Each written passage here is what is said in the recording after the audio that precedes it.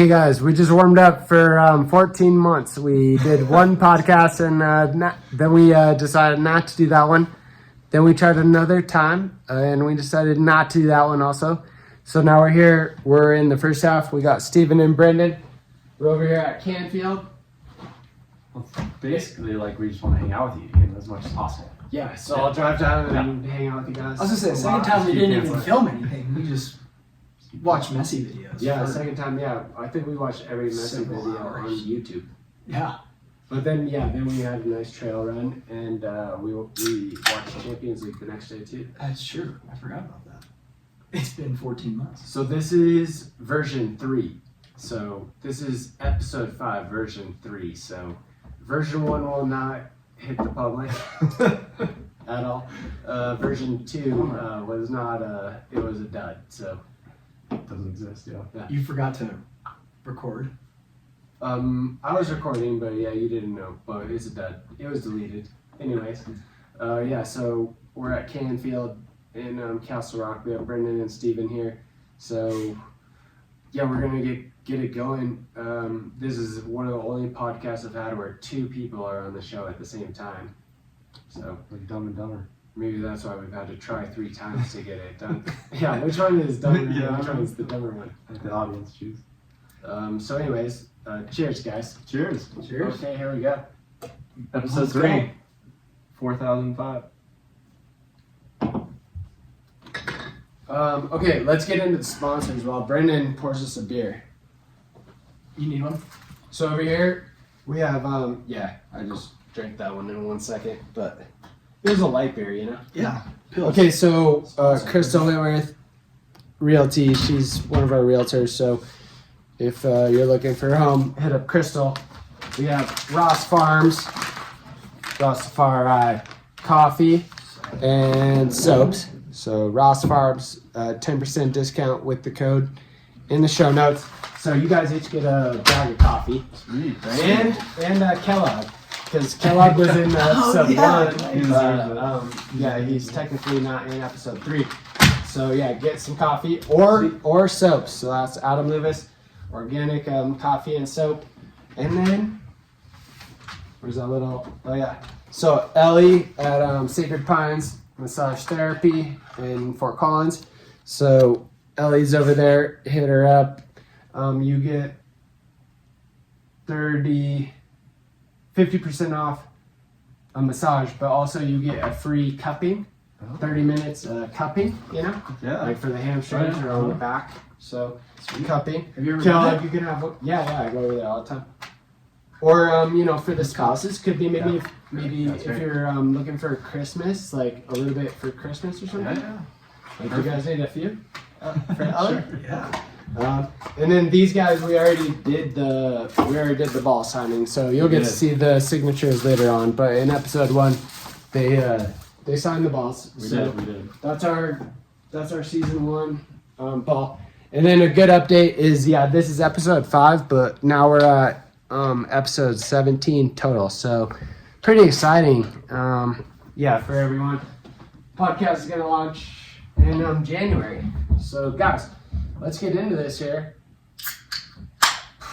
It's looking good with the IPA. Got the Crystal. Oh, yeah. I'll take your thing. Yeah. Crystal's over here helping me keep this beer cold. Resident Well sponsors. Or Resident Well partners. Can I say sponsor? There you go. Yeah, we're seeking sponsorship. There's potential, yeah. There you go. There's potential for that. Only koozies come with it. There's no money or Yeah. discounts or anything. Brenden will be on episode 6 also. Yeah. I mean, these guys are huge legends. Brenden played a lot of soccer. Steven, really good at soccer. I'm just kidding. These guys are huge legends. So, in alphabetical order. Come on. Brenden, let's get a quick profile PDF, like where you at right now. Relationship with the game. Oh, okay. Like you told me you just got the Copas. Yeah, some to trail get some new runs. cleats. Yeah. Playing Rovers. Play Rovers, like a just men's league, and get beers after. Just great. Play Do you buy Monday. most of the beers for the group, or do? I am. Yeah, Yeah. you're the main guy. Big donor to the I'm also Rovers the main guy for sure. from Mavs. Yeah, I was him, the main guy. Play Monday at Foothills. We got. I'm trying to think of some other guys that. Steve plays when we need a goal scorer when he can. Koji plays. Egan. Episode 2, Koji. Nice. Oh. Nate Egan plays, another Fort Collins guy. I mean, you guys know some of the other players, but I think that's the only Fort Collins dudes. Yeah, for sure. So yeah, Mondays and Rovers. Nice. Okay, and Steven, what about you? Oh man, when I can, I play. Mondays. Working on my dad bod. Had our second daughter, so it's just in deep in the infant. Double bod? Yeah. Double dad bod? Double dad bod, double girl dad bod, and just playing when I can. Try and get out 8 p.m. or after for those games so I can put the girls down and then go. That's really where I'm at, unfortunately. It's sad to say, it hurts to say. That's kind of the life of, when you're juggling an infant and a toddler and then trying to play. But yeah. Well, luckily you guys are two of, I would say you're probably like in the top 20% of like best looking guys on the pod. In Castle Rock. Yeah, in Castle Rock, I would say top 25 of Castle Rock, but pod is maybe a little more selective. But top 20% I would say, so you guys are doing pretty good, yeah. Nice. I would maybe try to get up to Foco a little bit more to get some water in Rio. And maybe a sleepover. Yeah. The Fountain of Youth, the Rio. Yeah, that's a good Yeah, there you go. Maybe if you want to work, maybe get some 787 or do a video or something, that would be good. That would be good. Also, if you guys can, yeah, I mean, kids is tough,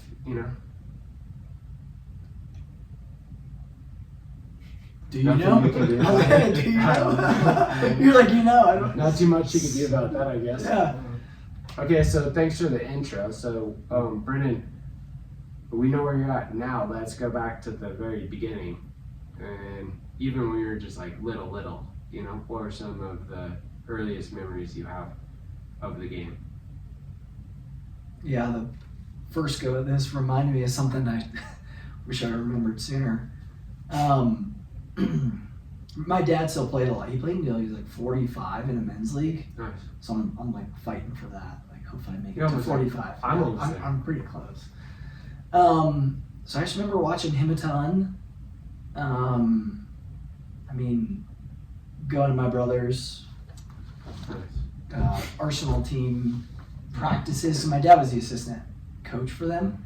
So just kind of Shout out Ryan Hughes. yeah, Ryan Hughes. Let's go. What episode is he going to be?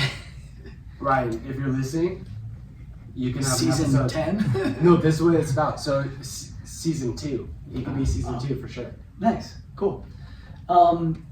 Yeah, I think I was just lucky that We're my in dad season 1 right now. Season 2 is going to be like the next version of this. There you go. Yeah, just growing up around it. My older brother played. Man, all the patches we had in our rec jerseys. And played Arsenal my whole youth career. So. Did you do that like Troy City, like at CSU, how they had the like? Did you do that, or is that? I did once. Yeah, now that you say it, I remember it, but yes. I remember I played in that like Troy City like shootout or whatever it's called, the rec. Yeah.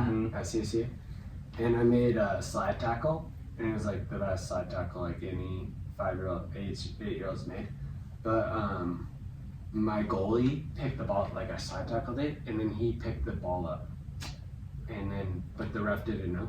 But I was like freaking out because like you can't pick the ball up, but literally nobody knew except for me. Especially And that's how I knew I was good at this game. I was Yeah. like, okay, so like literally, like I knew the slide tackle.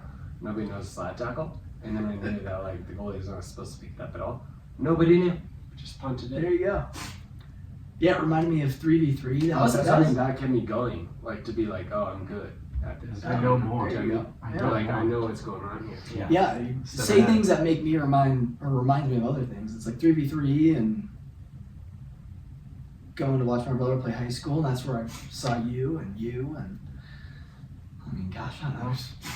It was like our life. It was like every weekend. So I remember being so excited to play on Saturdays in rec, and you get the call in the morning when there was snow and like we canceled the game, and my dad would get the call. I'm like, no, like I was really bummed. And if that happens on a Sunday for rowers now, I'm like, nice, drink a little bit more and feel okay about it.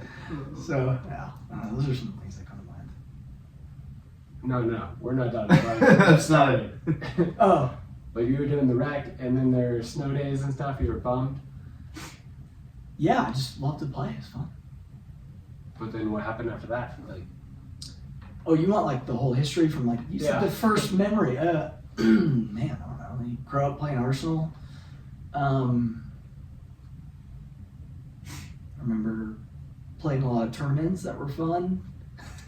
How much? What do you want me to go into? All of it? yeah, we started. You started at the bottom. Sorry, and then I'm now not we're answering turning this to one. the Mountaintop. Yeah, sorry, I'm not answering this well. I remember. I mean, there's a lot of in between coaches with Arsenal, but we had a really good core group. I think I shared this earlier with you at dinner, but there was like 11 of the guys I started with in Arsenal, I finished with like 8 years later, which is really cool. And just really good people, really fun coaches. Tony Minato was a coach that comes to mind, and he's an intense guy. And you just mentioned Drew Becky and playing against Real and playing against Xander and Morgan and Rush. My mind is just like I'm going back to a lot of things, but I don't know. I think Arsenal was perfect for me. Really good team. Won some stuff, which was cool too. I think we won 3 or 4 state championships, which is cool. High school was always interesting to me because it's like it felt like rec, but it was so fun. We had a great time in high school. Yeah, I know. I'm like, I wish I would have gone to Collins maybe so I could get a ring or something, but our jerseys were way cooler, and Sabercats are cooler than a lambkin. Man,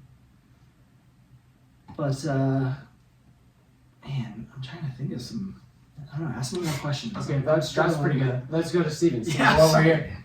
Earlier days. That's okay. We'll come back to like high school and college and competitive. Earlier days. Yeah.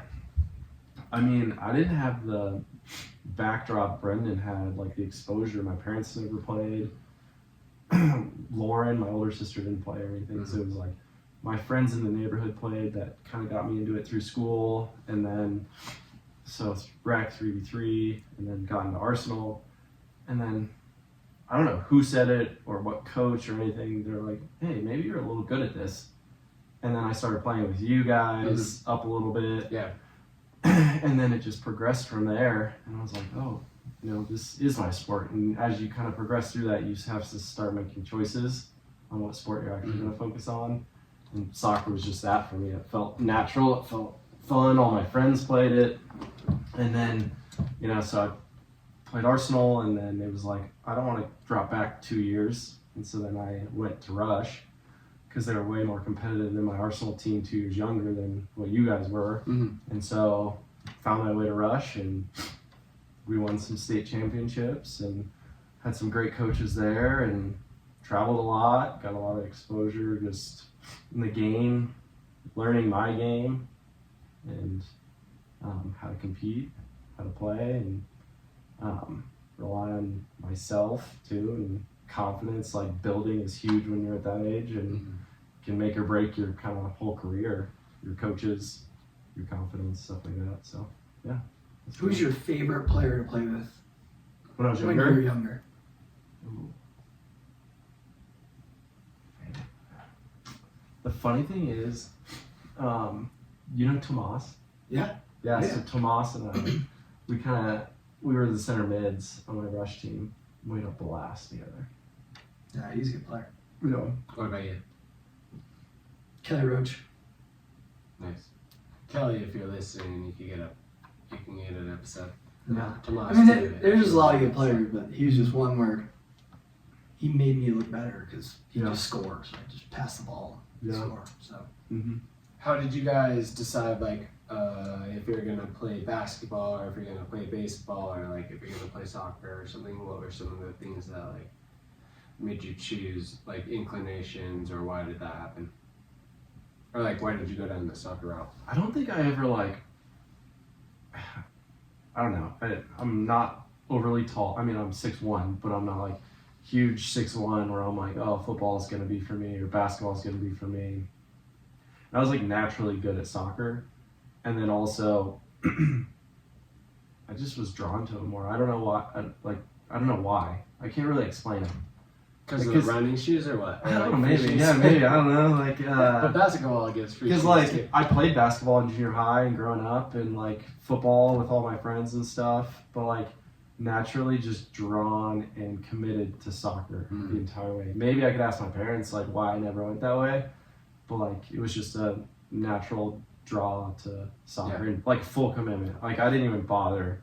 Like as soon as junior high. Oh, when you were 12 and stuff, you still played basketball. Yeah, and then but in junior high, like basketball and soccer overlapped, especially club soccer. Mm-hmm.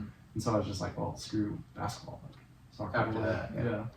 Yeah, me too. What about you, Brenden? You know, I think about that, having Cohen, our son, I'm like, I think the sports he's going to play is probably a push of what he's good at, what I want him to do, Yeah. and push good him at? towards, golf, hopefully. Golf, No, but also what Tennis? his friends do. And Yeah. as I think about it, for me, like, I had really, really good relationships with the guys I played with, but they weren't like my best friends. So, you know, I think a lot of it probably was my brother playing and my dad coaching and my dad motivating me to play. It was probably the biggest thing that stuck me into it, and obviously loving it and being okay at it. But I remember we used to call it intermediate.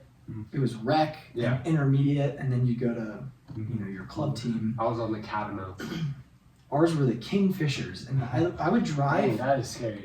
Yeah, it's a bird. I know. But That is scary. Like, we would drive to the alt exit, pretty much where the edge is now, Yeah. and like the rec center, and that's where we would train, and that was like a 30-minute drive from my house, and my dad was like really inspired to get me on this You're like, that's a intermediate. I was like, commitment. I didn't know any of these dudes, like any of them. So it's kind of intimidating. I grew up playing with certain friends, and now I'm traveling across town. So it felt way bigger than it was just because it was a young age. But the coach, I thought intermediate was like intense. Like I never got to play it because my like your age. Yeah, like, my they age. stopped. Yeah. Well, and yeah, I just went straight to club from rec. really, Yeah. So the coach of my intermediate team was the gold coach of Arsenal. So it kind of just segued, and there was a bunch of us from that team. And Yeah, that's how they do it. But now they don't have intermediate. They like call it. It's different now. Yeah, I think they're missing a little bit with that without the intermediate, because you get some of those like cool kids that are like grouped together, you know? Yeah. And they're like a pretty good team. Or like maybe they don't have a goalie, but they have like 4 dope forwards and they like work hard. And I remember like Kevin Rodriguez and Zach Speed were on a team. Ooh. And they were like bullies. Yeah. You know, like if you played them, it was gonna be A brawl. I'll be crying and like, but it Yeah. was like, it was like so intense. You know? But, Yeah, I don't know. I think my dad's confidence in me was always way more than it was myself, than I had myself. So he kind of inspired the push, which was good. And he was very, like, in a good way. It was never intimidating or like over-parenting. It's just, I'm glad he did it. What about for you guys, like at the high school age? Like, what were some of your memories from high school ball? Or from your club, you know, if you're a U15 or whatever, and you're playing club and you're playing high school or ODP or like whatever that was. Man, there's a lot. Like, club was awesome. Running around, there's nothing better than running around with your friends when you're like 15 in like San Diego in a hotel, and then balling out like in against surf or whatever down there. But that was a blast. Soccer was fun. Like, you're young, you have all the energy in the world. You're still learning. You don't care about making mistakes. You're playing free. You could see other players Yeah. too, like this one of the You can best see, players like, in California. other And, like, cultures I'll of like the other clubs and how the style of play that they have. I'm like, dang, we can't touch those guys or whatever. Yeah. And then it starts like around 15 when you start to see scouts lining fields and stuff. That was cool. And then high school, I mean, playing with you and winning state championships and just like that was unreal. Like, you don't get high school teams like that. Was there more than one? No, I went back the next year, but we lost in the So I was finals. like, wait. I was just kind of like fondly thinking about it. But like, yeah, the players we had, crazy for a high school team. Like, usually you don't get probably almost every single one of those guys. Well, not every single one. Barrett and Wormley. No, 12 did. No, 12 Went to play Division golf. One. Yeah. 12 of them. Yeah. 12 Wow, of them. really? Yeah. Yeah, I mean, we had an amazing team. So we even had a sub coming on. Yeah. But also a lot of them, to your point. And not to discredit Orm. I mean, he's more involved in soccer than we are. Yeah, for sure. Well, But Yeah, us two I are. is a bunch of them also kind of like they decided not to continue playing. Correct, They yeah. could Yeah. have gone and played. No, that was a sick team. Yeah, that team was insane. But what about you, Brenden? Um, Like club or high school age? Yeah, I mean, high school was just, I don't know how to describe it. It felt rec, but fun. I was 4A, so it wasn't 5A. And You had Steve-O coaching you too, right? for 1 year, yeah. Yeah, there's a funny story with Steve. Maybe I'll share that. He has an Offline. episode, but Does he really? maybe he shared it. You should ask if he. I should. Yeah, he picked me up. I think I remember him saying like Brenden Hughes, like, oh, funny story about running. Yeah, he picked me up when I was walking to the like a drop-in one day. It was kind of funny, but either way. In a Jeep. Uh, The Jeeps. Yeah, you're probably right. Yeah, he was like an off-roader. But Yeah, if- he was. yeah, that's the reason I probably don't remember well. But either way, yeah, I think Fossil was Why would it fun. be different than my memory, or like my reason for remembering well or not? Because of his state of mind he was in when he got Maybe, picked up. yeah, I don't know. Well, I thought you meant that like your state of mind was altered or something. But anyways, go ahead. It was. So why would mine not be altered also? Then? Go ahead. In high school, yeah. yeah, You yeah. can edit this part up. We're good. No, you're good. I Steve-O think picked you up. You're in the tryouts. You didn't make the team. Yeah. Then you made Bench. the team. Mo Salah I'm just bench. kidding. Go ahead. yeah. Yeah, what is funny though is I was smoking a cigarette. I had a bottle of a Whiskey. Gatorade bottle of whiskey, Jack Daniels, and he's like, "Hey man, Give me some of that. hey, I wish you would have." It's kind of crazy. He probably He played throw it out. with us too. He's, Oh, yeah. he's a great guy. He's on Actually, the 77 team tomorrow. Is he really? Yeah, but he's not playing tomorrow. He can't make it tomorrow. But Dang. he's still playing. man, Is he still- I would have played tomorrow. Is he Would've still known. the principal of Yeah, he is. Collins? Yeah, he's Collins, yeah. I didn't know he's the principal. Yeah. Wow, that's cool. Yeah. Yeah, He's still got it. like high school's fun. I went to this work thing. This was years ago, and this guy talks about like getting in the right mindset and like almost how to train your mind and be therapeutic. And he would connect his thumb and his index finger and close his eyes and almost like meditate for 20 seconds. And he's like, think of a good memory. And mine was, I always remember the grass when it was like freshly cut and mowed.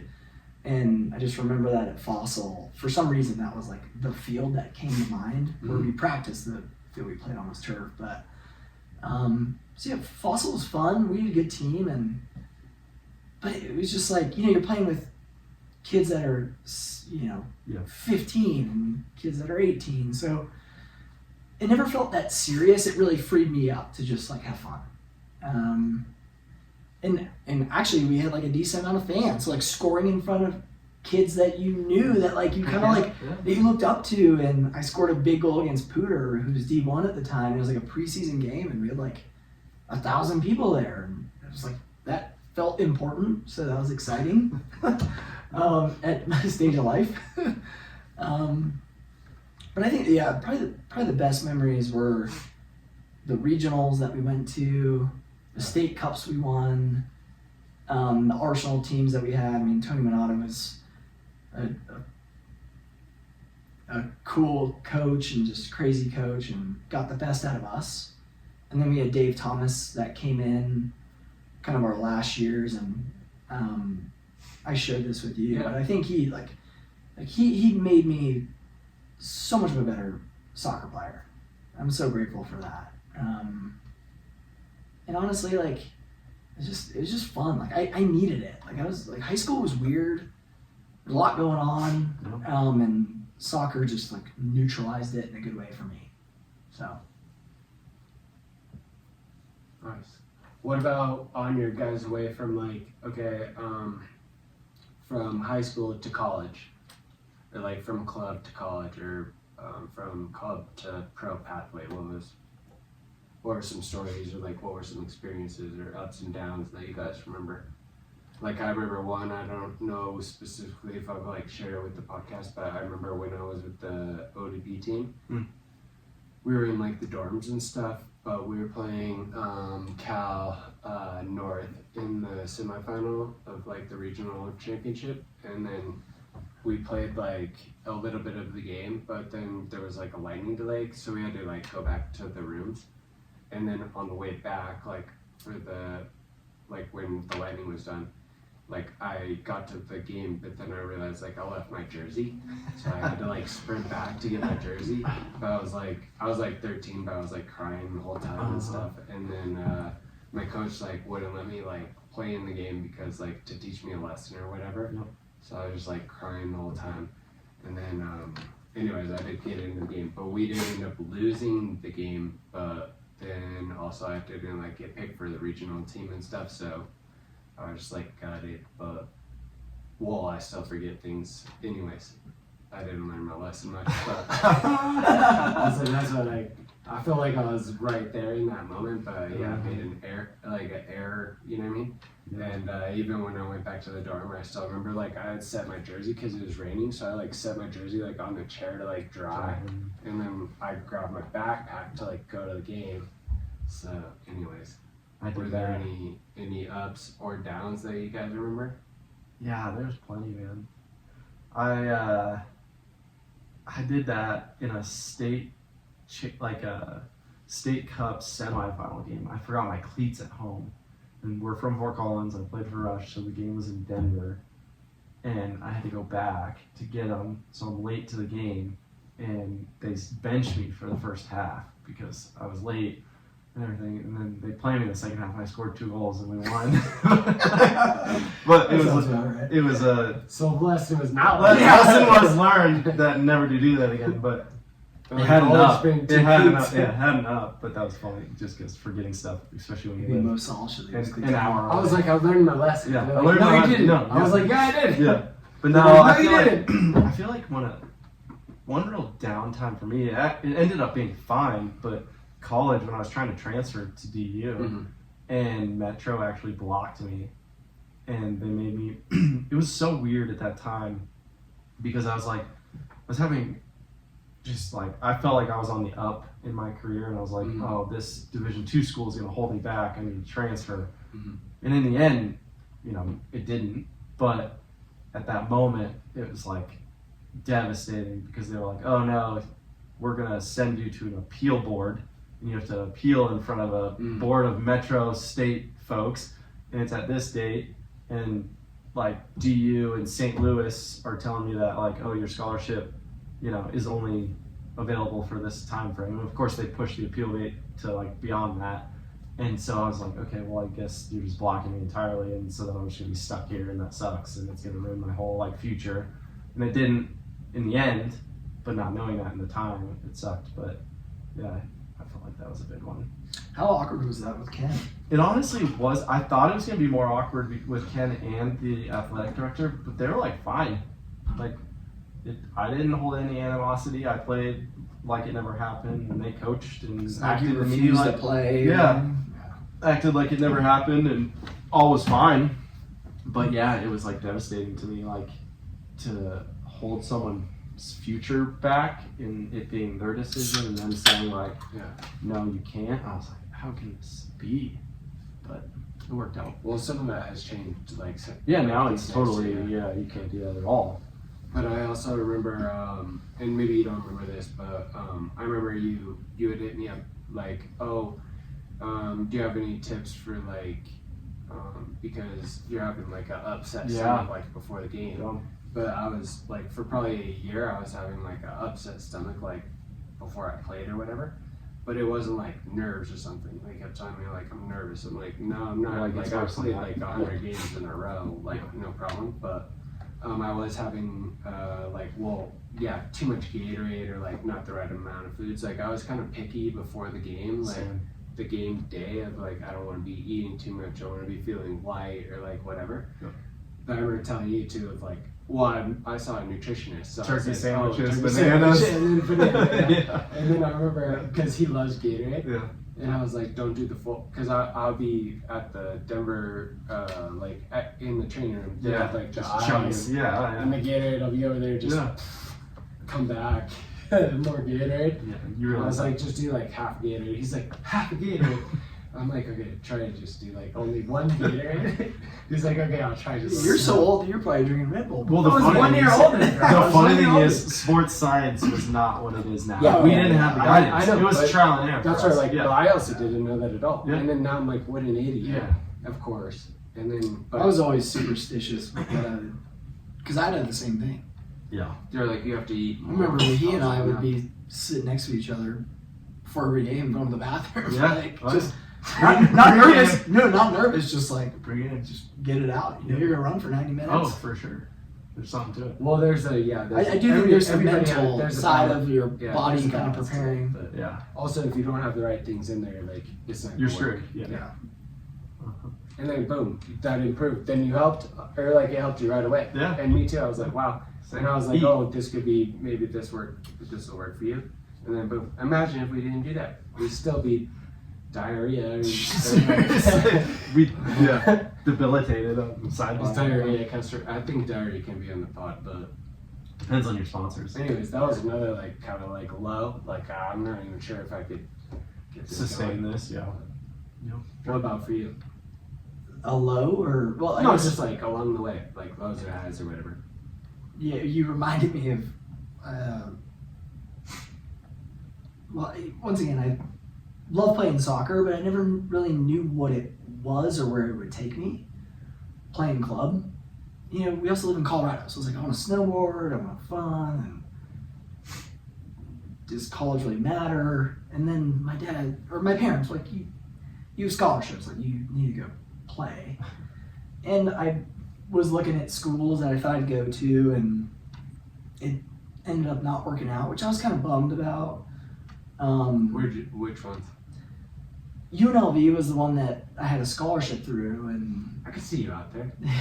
yeah, we went and visited, and honestly, I'm like, I don't want to be here. Like, I could see you out there. the field was a good Like, track, and yeah, honestly, like, what yeah, was going on in my clubs. life at the time, I'm like, I shouldn't go to school again. But I would have if it would have gone Worked through, out, and then the head rebels. coach. Yeah, Yeah, feeling rebellious. well, or- and honestly, I really want to go to VU, and playing indoor with you and like looking up to you, like those were the things I wanted. And I couldn't get there. I was trying to help you guys, like, and Steven too. Like, I was trying to help. I was like, literally, there's a midfielder over there, but they like didn't do it. You know what I mean? With Chad, they were trying to help, but the scholarship wasn't there or whatever. Yeah, it was there, but not enough. And then later on, they said like about Steven, for example, they said like, oh, Shit. they were like, we should have got Steven. I was like, Yeah. Well, 3 I blocks away. always blame For you. nothing. I always blame Pennies you on the dollar. for my lack of success. And I'm kidding. It's like everything happens for a reason, and I probably shouldn't. And it was weird. Like playing for Arsenal, that's when the academy it happens. Like when I was like 16, the academy started. Mhm. So like we mentioned Drew Becky and Morgan, and Xander, like guys I knew and competed against. And so you were like 18. They kind of- right? Or they kind of went a 17, different like 18. I was the at the academy. Rapids Academy the Yeah. first year Yeah. it was Yeah. happened. It was my U19 year. You know? So like we would go to Disney, we would go to these tournaments, but like it was just different because the academy happens. Like we weren't getting like talk about scouts, like there were less Yeah. scouts Yeah. anymore.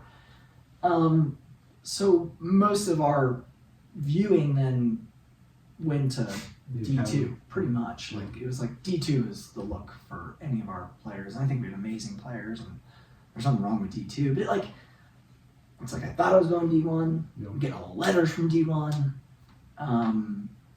And Mario Sanchez ended up leaving and going to Louisville. So the guy that Great soccer school. the guy that was recruiting me like left, and I'm like, yo, like, am I on this team or not? And they're like, no. So it was kind of last minute. So I ended up Happens all the time. So I ended up going to, it was like super last minute. It was a CSU Pueblo. And honestly, I was like really embarrassed. I was like, Pueblo's kind of not a great community to live in when growing up in Colorado, but right now they're ripping it up. yeah, I know, it's crazy what they're doing. And honestly, it was so much fun. Right now they're probably trying to get you. I met some of the They want you on the alumni team. I met some of the greatest dudes who I still have amazing relationships, and I was there for 4 months. Like I went and I passed the fitness test. That was it? You were only there for 4 months? I went there in August and left in November. Oh, wow. I didn't realize it happened that quick. I thought they didn't have a fitness. They did. And I actually showed up really fit. It could have been a mindset. Talk about another thing that was great for my career is training with Jason. I mean, that dude got me so fit, so quick, and just like it allowed me to almost ignore focusing so much on soccer. It's just like physical development, and it helped so much, especially at the college level, that quickly. I was thrown up every single time. Dude, I puked every time. I wish I would have had it when I was 12. Seriously. I know. You know what I mean? I know. Yeah, I still train with he's Jason. great. Like Jason, I send my girls with him all the time, and he works with the club and everything. But yeah, I mean, he's a legend. He's one of the best that I've seen at any level. I haven't talked to that guy in like 12 years, but I hope Well, I hope he listens to this podcast. I go to the same gym. I Because text Emory. All barf. pretty much every week. Huge shout out. Yeah. Like huge shout I'll throw out. up. Luckily, and I text Lily too, but I'm like, luckily I only saw Jason at the gym. Yeah, that's Luckily, all I didn't want have to do. work out with him. Yeah, I don't. I do work out with him like once a month or something, and I still do the. It's really good for you. The mix. I think even if you're 80, it's good to work out with Jason. Like, good Well, luck. he'll know to adjust the workout to Yeah. you. I mean, it's all really. Which so either way, I get And when Steven and I when we were doing it. Yeah, when we were going for it, Yeah. it was. I mean, we were getting some stuff out of that. Yeah, it was insane. That's why, I know that if you combine the soccer stuff with Jason, I mean, yeah. I mean, I remember seeing Banger there yeah, Banger when being he there. just got drafted. Yeah. So like That's he about was the he was same kind of time. doing Yeah. yeah. But anyway, it helped a ton. I got lucky, just super prepared, passing fitness tests, got a little bit of scholarship money. So my dad's like, you go there. and honestly, it was so much fun. Like it was a blast. But the level wasn't what I wanted it to be. And I had a really good year. I was probably overconfident, more than I ever had been. And I was like, I need to get out of here. And I was just looking at other schools, talking to. But you were the player. He was the freshman. Yeah. So Kind we'll do the of, so- highlights in the second half. Yeah, I know what you yeah. mean. Yeah. So, either way, then I ended up, long story short, going back to Dave Thomas. Being like, dude, I need to play somewhere else. And he kind of navigated a little bit of a connection back to Metro. But Metro, Ken, had picked other players over me. Because I knew Steve was there. Come on, Ken. And I was like, I want to follow. Because I knew you at DU and I knew you at Metro. And I was like, in my mind, I forget who else went to Metro who played at Arsenal under Tony. He's a couple years older. I think he only played like 1 year. But I'd always, in my mind. Cousins did, but it's okay. Go ahead. It wasn't Cousins, but in my mind, I'd always just viewed Metro as like a really good school to play for. Yeah. So, I was super excited about that, but I had to transfer home, and similar to you, there was no in-conference transfer at the time. So You had a city year. they blocked me, so I had to go back to Fort Collins, go to Front Range Community College, and that was I was at highest moments of my life, peak, young, fit, excited, playing well, to back home in my parents' basement, taking classes at Front Range that applied credits to Metro so I could transfer. And it was just I actually remember now that we before when we caught up about things then I remember that your dad actually hit me up because he was looking for places, but I was trying to help and stuff. But I was go to the D2, if you have a D2, find a D2 and get playing. Yeah. But I remember that recently from the previous like podcast that we recorded, but Yeah. he was like advocating for you. Do you know what I mean? Yeah. I was Yeah, like, I was going there. I was looking at hitting me up. He Yeah. was looking for a place to play, but I was like, yeah, I understand like that you're looking for a place to play. Like this is what you should do. Find a D2. Go play. Yeah. You did, but you don't. Yeah. Yeah, and I'm really glad I did. And he was at Edge, you know. Yeah, and I think it was Like for example, you're not the only one that did that. Like we all did that, but Colin Clark did that too. Of like he was at SMU and then boom.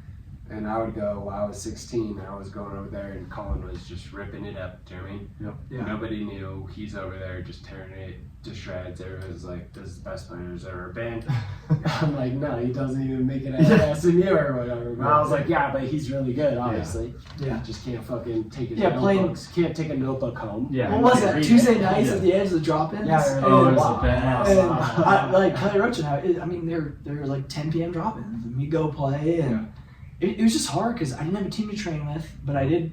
That's what you have to do. I did train You with. just have to be on your own. When ODs was around, there was the Fury. So I played with some of those guys, and it was just a different game because they were like trying to play pro indoor. So I had some outlets, but it was just it was tough. It was a really tough time. But it turned out great and ended up in Metro, which was fun. And because you had to sit out for 1 year, right? And then, and I guess kind of broke it, and then. Well, you got to Metro, so. Well, then the worst part was, then I had to sit out here, so I didn't get to play with Steve. I had to train against Steve. And But that's also where, like, at least you're on a team. You have your facilities. You have soccer balls. Like, train as much as you can. I didn't lose a year, Meet all the boys. which was that was huge. And you still got to train with Metro. Too, Yeah. which is awesome. Which also, like, those rules have changed now. Like, they wouldn't You like, could, suspend you for a year now. Like, you'll be. I thought that was the dumbest rule. I mean, there's It's like, but same with like if you wanted to transfer back then, like the coach had to release you. Yep. But also you could only email other schools. You couldn't like. they couldn't talk to you. Yeah. Yeah, it was. And now there's a portal. So like when I was at San Jose State, I could see all the people that entered the portal every sport. Oh, like I could just put my name into it. Yeah. And you could go onto a portal. All the coaches like. The first day, and Brilliant. even Amazing. There's a program that you can have where like if you're in football, Just hanging out the waiver wires. no, And like, Could you if you're imagine? the quarterback, I'm looking for quarterbacks. Yeah. You'll get a It's like a notification fantasy on your draft, phone. yeah. You'll get a notification on your phone. Here's all the quarterbacks that Oh entered. my You can God. say ones that threw for 50 yards or greater. Oh, you can set filters. Yeah, you can set filters on stats. Yeah, absolutely. that's wild. Or the European players too that are available. Like you could be, okay. I don't know if NCAA football gets many foreigners, but Australian kickers. You could be any time of day. Like if somebody entered the portal. That's crazy. And now there's protections for like we go on and on, but there's protections for the players too. Of like it before, like if you enter the portal, like you're done. Get your fucking shit. Yeah, see ya. Like now, like if you're entering the portal, you can still like finish the season that you're in. You could be taking your classes. Like you could do the spring, or like there's lots of protections and for the whether that's good or bad. But They were weird rules. Holy When cow! I It is so transferred, much. I couldn't do preseason with you guys. Yeah, it's like the player came first now. I had to finally. sit in the stands. I couldn't sit on the sideline. Right. Like, it was just weird. It felt so almost disconnected. all. I couldn't Yeah. travel. Yeah. So it was like I'm on the team, but never really felt like you're on the team kind of thing. So Yeah. not anymore. Yeah. It's I'm glad to hear that What a because couple years ago. it's just stupid. What about when you were at Metro? What were like some of the good experience, and not just like your highlights or accolades, but what was like the experience? What was some good times or some bad times? Or About soccer? yeah, it's it's the podcast is not for children. Like I select like No, I was just it's not for kids. I would say posted, you have to when 18 and up. Like YouTube has like when I upload all the videos and stuff. YouTube asked me like, "Is this for kids?" Yeah. There's a selection, and I say no.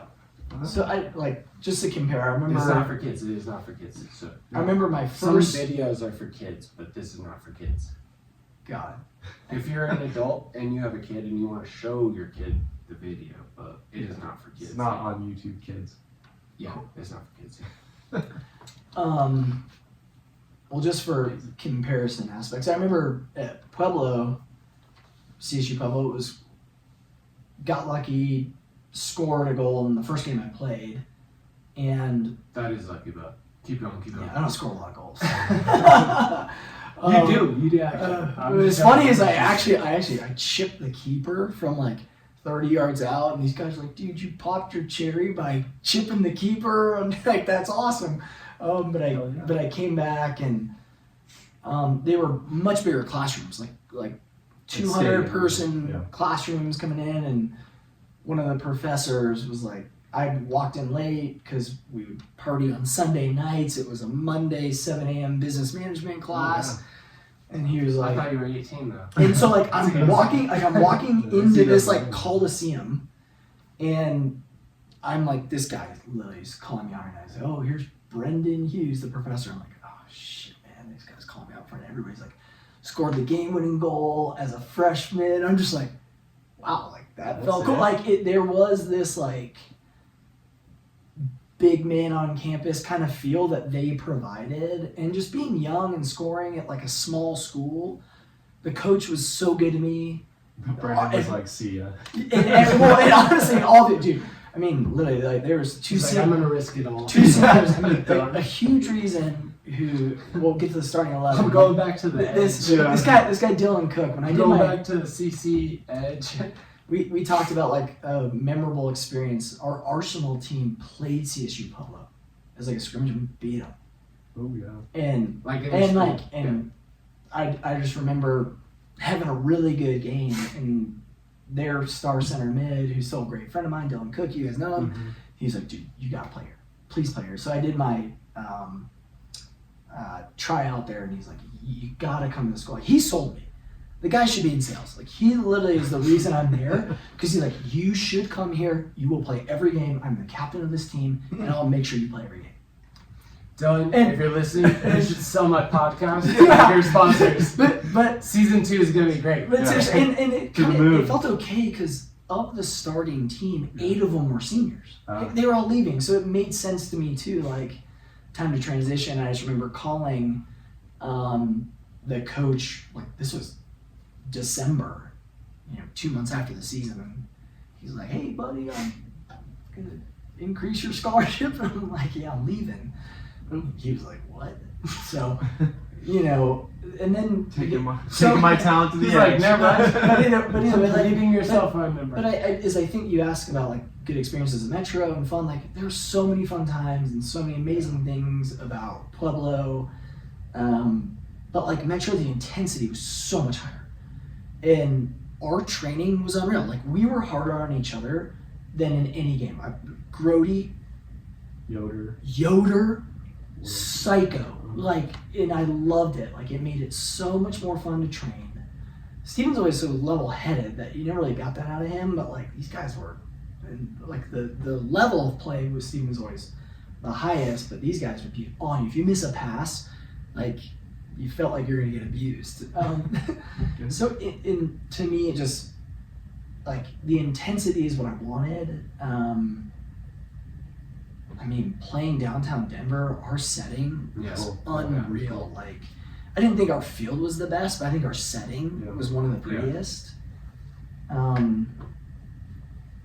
Experiences. I mean, we had a tough run because Fort Lewis was so good when we played.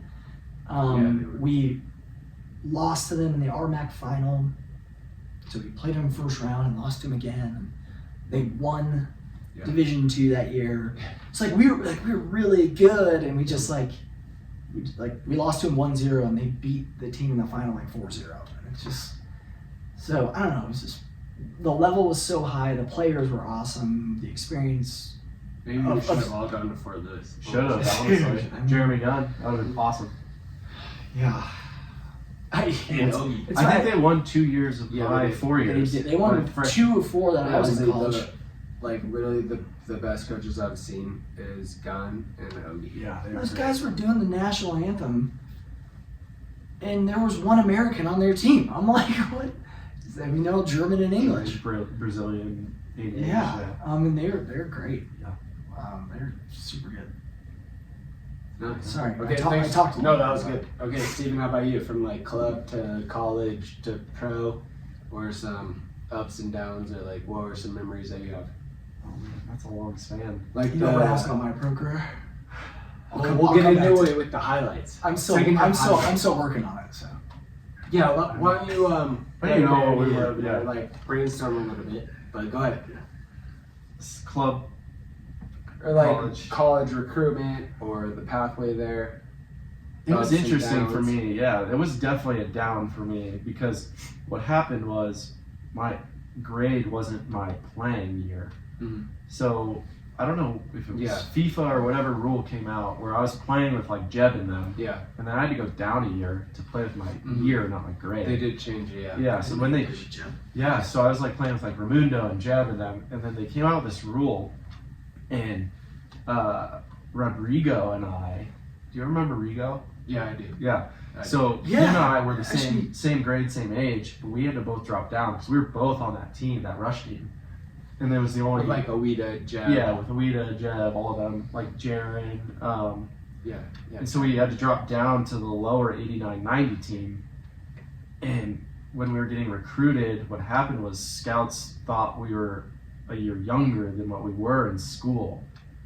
And so like all my 89-90 teammates were coming out the Mhm. next year, and we were going to college that year, like that Yeah. next season. Yeah, And so they were like, we want you. And I had all these schools that were like, we want you next year. And I'm like, no, I'm coming out this year. And so it really screwed up that whole scenario for me. So it really limited everything. And then when I went to recruiting, it was like Metro, and my family was like, hey, we have 4 kids. Like, you know, who's giving you a full ride? Go there. And Metro gave me a full ride. Ken, like, full support, like, hey, man, we'll give you the keys if you show it, kind of thing. And so it was a great opportunity to stay in Colorado. So, like, playing, you know, youth soccer, club soccer, college soccer in Colorado where my family could come watch every game. It was a big one for me. So I went to Metro and saw success there, and like we were really good. We had like kids from Sweden, Kellen Johnson from DU, Yeah, like yeah. we were in the NCAA tournament my first 2 years there. Like we were beating Fort Lewis, but they were winning national championships. But like it was a super competitive conference at that time. Like we were, you know, playing Air Force and beating Air Force, or like playing DU and like scrimmaging.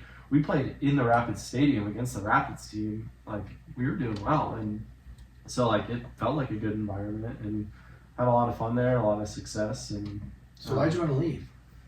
well, I'm just kidding. yeah, as I saw success Yeah. beyond that, and I didn't know if like I would be seen at a Division II school. That was more of it. Like like I'm in Colorado. Like yeah, I have the Rapids there. Yeah. Like, but am I going to be And like seen? if the Rapids hadn't seen you, Right. how would you get exposure besides them? Right, exactly. And I was And like, it's not a like with all due respect, even with the Rapids, like you only got like a we'll get into that later, but Yeah. you only got a trial with them. Yeah. From all of that. From all of that. If that hadn't worked, but anyways, go ahead. yeah. So it was like there is no national exposure from the RMAC. You know, like yeah, we would go play like And the- Texas teams. And stuff, Like but we were talking about Fort Lewis, but like when I was at Mines, I was really impressed with the RMAC. Like Yeah. it's way more competitive than the D is changing right now, but that is good for them. But I mean the Summit League is terrible. Like the Sun Belt League that the women's soccer was in for DU, like that's a terrible conference. Like some of these Right. conferences are terrible. You know what I mean? So, Yep. but then for if you're in the RMAC, you're in the D2. So even though it is so competitive, and there could be great coaches, great schools, great talent, it doesn't get the exposure that it does. no, you And nowadays, they I mean, even though Still. if you're at a good Division II, like you're gonna try to Go to Division I. go to Division I, and if you're at Division I, you're gonna try to go pro. But it doesn't mean that you can't do it in other ways. It's just that's the main yeah.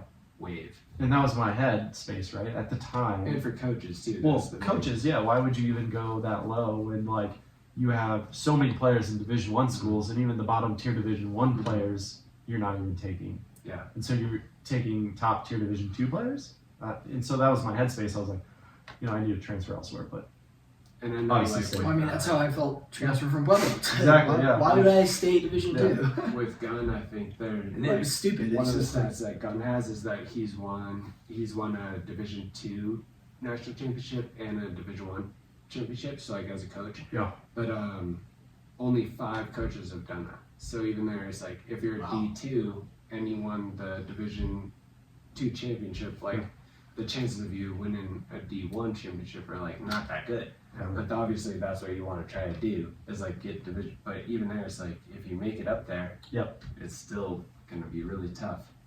So anyways, go ahead. So Yeah. you're at Metro, boom. And we don't have to talk Squad. about Yeah. we don't have to talk about that until the second half of this, but the path of like playing well there and the exposure there was only set up by the fact that the academy started when my U19 year, so my freshman year at Metro.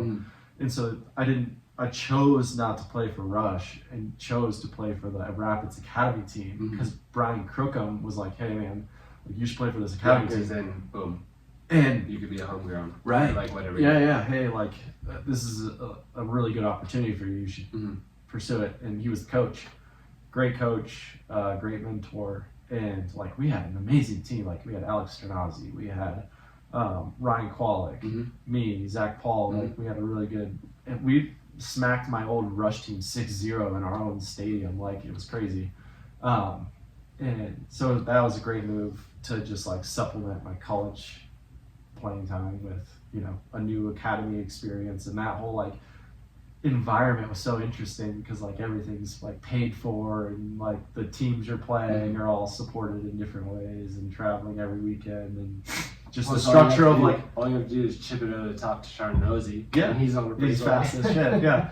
But like, and the environment of like to get a taste of like the culture that's coming down from the pro team to like how they build it into like, you know, the youth Rapids program. I never experienced that. Like in Rush, you have like your own teams, your own age groups. Me too. But like, we never had that at Real. you know, as you filter it down, like in they're trying to teach a culture of like professionalism and everything. Like it just feels different when you're at a MLS academy. how much did that help with you get into the Rapids? Oh yeah, for sure. Crookham was a part of it for sure, and so was the assistant coach of the Rapids. He was my academy assistant coach, and so like as I was coming out my senior year, Brian was advocating, but only so much to get me a trial. Like that, it was never like we're gonna draft you. It was like you could go homegrown because you're an academy player. It's not But, for like, them. They're leveraging their Yeah, cards. so they're like you're Why invited didn't you to it go homegrown? because they If you still would have gotten picked up from somewhere else, or yeah you can't. So they own your rights. right? At the time. That's why you didn't. Yeah. Well, because wait, say that again. Ask your question again. Like why didn't you When go they homegrown? signed him, they did Yeah. sign him for a homegrown. Yeah. Oh, they okay. I got it. And because they have the choice to either release you to another team or not, because they own your rights because you Yeah, played for their academy. You're captive. Yeah. Yeah. Okay. And so, for example, like when I was there, I could not sign as like a homegrown. Yeah. Banger 'Cause could you not be didn't- homegrown. yeah. We were not homegrown. You didn't play for the academy team. Unless Real had a pro team. Yeah. Do you know what I mean? But Yeah, I even got then- that. You guys good with the first half? Yeah. Better luck next time when you're trying to find a heart like mine. Feel it taking over. Okay, guys, second half here. We played 0 games of beer dive this time. We're going to start with Brenden with some of his highlights, and then we're going to do Brendan's starting 11. Then we're going to do some of Steven's highlights and Steven's starting 11. We're at Canfield. Ace made the traveling squad. He's out of town, but okay, Brenden, let's get some of these highlights. What do we got here? What stage of life do you want highlights from? The full life. Oh man. Because like your Arsenal team with Tony and stuff, what were some moments Yeah, that you remember? I'm glad you said that. Yeah, Arsenal was cool. We had. Luckily, I represent both you guys. So. That's true. Yeah, Arsenal was. Gosh, that's fun to think back on. Or before that, maybe there's some 3v3 titles. We actually did win like every 3v3 in there. And those were so fun. And it was like my dad coached our 3v3 team. And I keep bringing him up, but he like thinks, he's like, dude, if there was any professional 3v3 team, like we would have won. I think mine would have won. Yeah, I know. Yeah, our Arsenal team we just had so much chemistry. I think we had like great players, but no like amazing star. I mean, everyone was good, and we played well together. We fought for each other. We won 3 championships, which was cool. And we were like the underdog in every one. State Cups? State Cups. Nice. Yeah, we were the underdog in every one. So many people don't even win a State Cup, Jimmy. Like, Yeah. we thought you were the underdog or whatever, but some overdog lost. But also, a lot of people didn't even. And it was always I rushed. lost in the quarters to Brenden. Yeah. I'll never make it. I mean, some of the regionals we did were super fun. Oh my gosh, the one we made it to the final in, I think we were on a 36-game win streak with Tony Manata. We were all in the Coloradoan, which is like the Four Columns newspaper, and we were out there playing, and we were getting the clips. Like parents were sending it to us, and we got absolutely annihilated in the final. it was so bad. It was like we had this superstition. We were in the same kit. You know, we had 3 different kits. So blue, white, and gold. And we were wearing white the whole time, and the other team was wearing white, and they were the home team, so or vice versa. So we had to change, and we're like, bad juju. We're good news. We ended up getting smoked. We don't know how to play soccer anymore. But I mean, gosh, we had a good run, and for a bunch of guys that just like played D2 and fought for each other, like that was so fun to look back. Like I wish I could get these guys together, go to a bar, hear what's going on in their life, and just reminisce on that, because I know that's what we talk about and some of the highlights of their life. You can bring them over to my place. Okay. Honestly, you can. Yeah. 720 Because a lot of them didn't go into play. Probably. I mean, there's like 6 of us that really went on to play, and of the 6, 3. Like successful in it. Yeah, and because a lot of them. What bar would you go to? I'm just curious. Because we're looking for sponsorship also. Yeah, Maybe with there's those guys, we Lucky Joe's weren't or eligible to go to any bars because we hung out so young. But yeah, probably something like Stakeout or Lucky Joe's. I don't know. So what was cool about club to me is it was never an individual award. All right, you only won if your team won. There was never like the player of the year kind of thing. That's true. So I always really liked that. And then high school, it's like, I mean, I bet if you looked at Kelly Roach and I's stats still, we have the best year of Fossil Ridge of soccer stats just because of what we did. But like all-time Fossil stats, like you're in there, shots missed or something. You're still sour. Well, no, so no. was I. No, actually at Denver, that's one of the stats that I have Most is the shots most shots, taken. but I have the most shots missed also. It was like my senior year. I think Kelly Roach scored.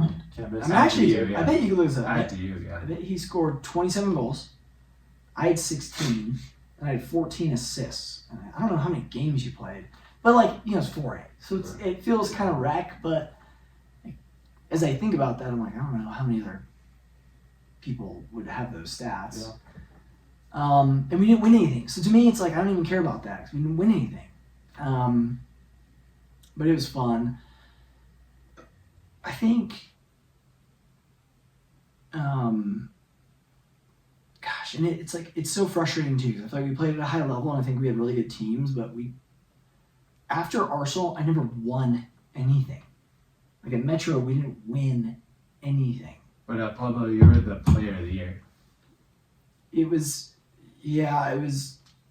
Or you were the RMAC freshman of the year. It was freshman, but it's funny because they had the way they do it. They do a defensive player of the year and an offensive player of the year. The the freshman of the year that year went to a goalie. So I was the offensive player. So it's like, it is cool. But, and honestly, it's like, Well, I didn't get any offensive player of the year my freshman year, so that's a nice stat. yeah, it was good. Honestly, yeah, I got really lucky that year. I keep saying lucky. I don't know. And there probably were other freshmen. There was in just the like a conference peak that of were- confidence. Like I felt so well trained. I felt so confident. New team. There's nothing to lose. Yeah. So it's like I think I would have played with more confidence my freshman year than I did my senior year. But I think sometimes too, like if there's no you're- expectation. Yeah. when you're getting those awards, because like yeah, it is stat based, but also it means that like the other coaches like voted, like They do, yeah. It's school all of the other mines would coaches, have so- voted, but also that means that like if you were playing against Metro, like they knew that like Yeah. they have to stop Brenden, this freshman Brenden. You know what I mean? Yeah. When they look at the stats or when they look at the video, they're gonna have a plan to stop you, and you still scored all those goals. So we or were, like you still we were playing did all Metro that. at CSU Pueblo, and your team wasn't very. And I good, was playing but you were against still Emory. dominating. and I was playing right wing. Someone had that sweet volley. I was playing right Okay, wing. Your highlights are gonna be after this, so I know. hold still, okay. But we were just getting worked in the midfield, and I was like, I literally went to my coach, and he was so good to me, and I was like, let me just mark him. And I just started winning headers. I started just like doing things, just disrupting Steven, who still had an amazing game. But it's like, it's so like the confidence was just there, and Kelly Roach, who was supposed to go to Metro, my stepbrother Spencer Allnett, my brother Ryan, all came to the game. The only game they came. And it was in like the 89th minute. This cross comes in, and I hit a volley, and Dom, Yeah. of all goalies, Saves it. made like the best save. And I'm like, dude, this was like walk off, sick goal. I'm gonna be the one to get it. Makes a save, and like that would have been the highlight because it was the school I wanted to go to, and got said no to. But I think my favorite stat from CSU Pueblo was I recorded, and I think even now, I recorded the most minutes played of any Nice. player. Yeah. And I was a freshman. Nice. And I played right wing.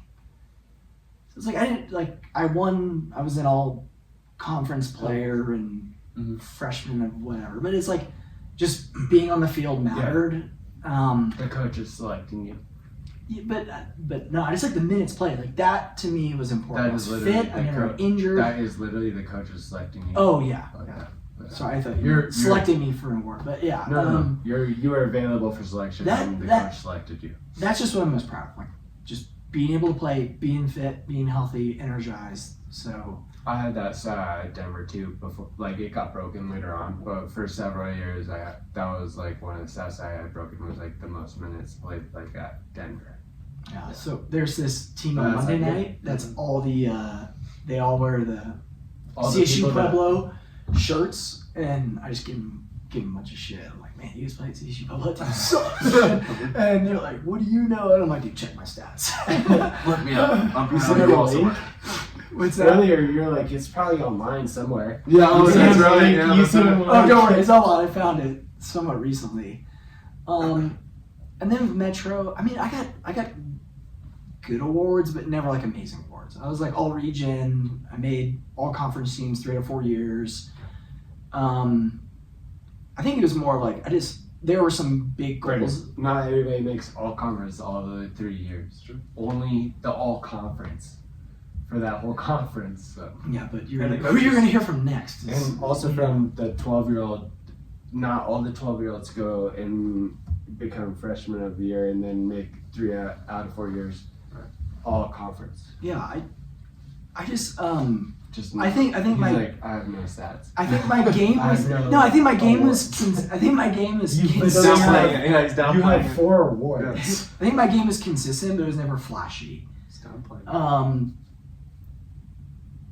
But I did score some like fun goals, like in overtime against Fort Lewis, had the game winner. My freshman year, overtime against Mesa, I remember scoring that goal, and that was huge. Oh my, like that guy Dylan Cook I was talking about earlier, like we got wasted that night. Like it was so much fun. Like it Okay, just you don't have to cuss. there's some I'm just kidding. Yeah. I'm just kidding. We played a lot of FIFA that night. No, it's fun to look back because I miss it so much. But at the same time, I'm so grateful how much I play now. Like some of the most fun games I'm playing now. The team I've played longest for is the Rovers, That's crazy. which is wild. I've been playing with them for 14 years, which is sad. And we've won since. We've won since. I don't know. It's like because It's really been 14 years. Yeah, I started playing them my senior year of college. Yeah, wow. And I have some great memories from that too. Like we went to Kansas City and won That's right. the national tournament. And I remember French sitting in the airport holding a trophy, being like, "You don't even know who we are," to the guy next to me at the bar. And it's like a plastic trophy. It means nothing. It means nothing, but it's so fun. And honestly, that's a great group of guys too. As I go into like some of my starting 11 and things like that, like it's just. Well, let's So- go to your, Yeah. and then So- Vail a bunch of times, but go ahead, good. Let's get into your starting 11 right now. Yeah, cool. Let's do it. I took a note out of Emory's book last time. There you go. Here, go to that seat. So This was we make sure that built we see- on when we were supposed to do this last year. The notes. Yeah. It's funny because in my mind, now that I read this, I should have looked at this earlier. Bro, you got it. We're gonna help you out. No, you're good. Can you sit here though? So Oh, the yeah. camera, like make sure the camera can see. Show. It's nice that Canfield has these rotating stools. Yeah. So like, I could do the twisty if I need to, but also so you could be like, okay. I know. If In this front was of the, a Leeds bar, you'd be stuck in one position. Well, the Leeds bar is probably still bumping because like we got the draw at home there, but Yeah, they celebrate. All the they Liverpool- celebrate ties. all the Canfield fans already went I home. did get to see a Fulham Leeds game when I was in England at Fulham, and Craven Fulham versus Nice. Fulham versus Leeds, and I Sweet. saw a hooligan fight. A guy got a glass smashed on his head. It was amazing. It was a Leeds fan. They just ushered him out, and then the bar just kept going. Really? I was like, this is the greatest thing I've ever seen. The Leeds guys smashed the phone guy. Yeah. Yeah, of course. Yeah. That sounds right. And they just got him out of there and just kept going. Night went on. Okay, so Like nothing. So Brenden, we're gonna have you work from the bottom, like the goalie, to the top. So here's how I would do it. I would be like this, like I'll be like this, like I would be like this, like. Can you be here? Sure. Or like this. Can you be just like this? Sure. And then Steven can see. You know what I mean? But start from the Steve will bottom. know the names. Yeah, we'll help you out. But do you see, like, because I'm a coach and stuff, maybe I know how to No, that sounds good. Whiteboard a little better, but Yeah, I don't hold whiteboards often. yeah, I know you guys don't. If But ever. Me neither. you've never had to worry about it. Like, I gotta be the one. So I'll hold this here, but kind of look at you all. Is that good? I would do left hand underneath the left corner right there. Yeah, yeah. And then I would have right hand, I would be like this kind of. Okay. And then right hand move like the magnets. Um, And then me and Steven will be goalie, like bantering. defense, midfield, offense. or- Yeah. Let's start from the back. Okay. Guess. Well, I've already done this episode previously, but You already know? You rewatched it? Bumpus. No, What? he doesn't know. He never played with Bumpus. Only an indoor. Ise. Yeah. Ise. Yeah. Ise. Okay, give me another guess. Guess. again. Ise. Yeah. Do you want me to like explain? Yeah, it? Because he's my homie, but also he was Third best friend. He was my rush goalie. He's the man. He was so good. He was I so mean, good. he really was so good. So good. I would say he's the best goalie I've ever played with hands, saving, and feet. His downside was his size. I mean, Well, he'd tell you he's 6 foot. well, yeah, he posted 6'1" on Metro's website, but I think he's 5'8". Yeah. But honestly, crazy athletic, great guy, and I think ignoring his skill with his feet and his hands, he would dictate the field from the back. He was so vocal. which I loved. I've never played with a goalie that was as vocal as he was. Yeah. And he took control, and he was never captain when I played with him. And he probably should have been at some point. Yeah. It's changed too of like the, you know, from the back, like now the goalkeepers have to be passing from the back, you know? Oh, yeah.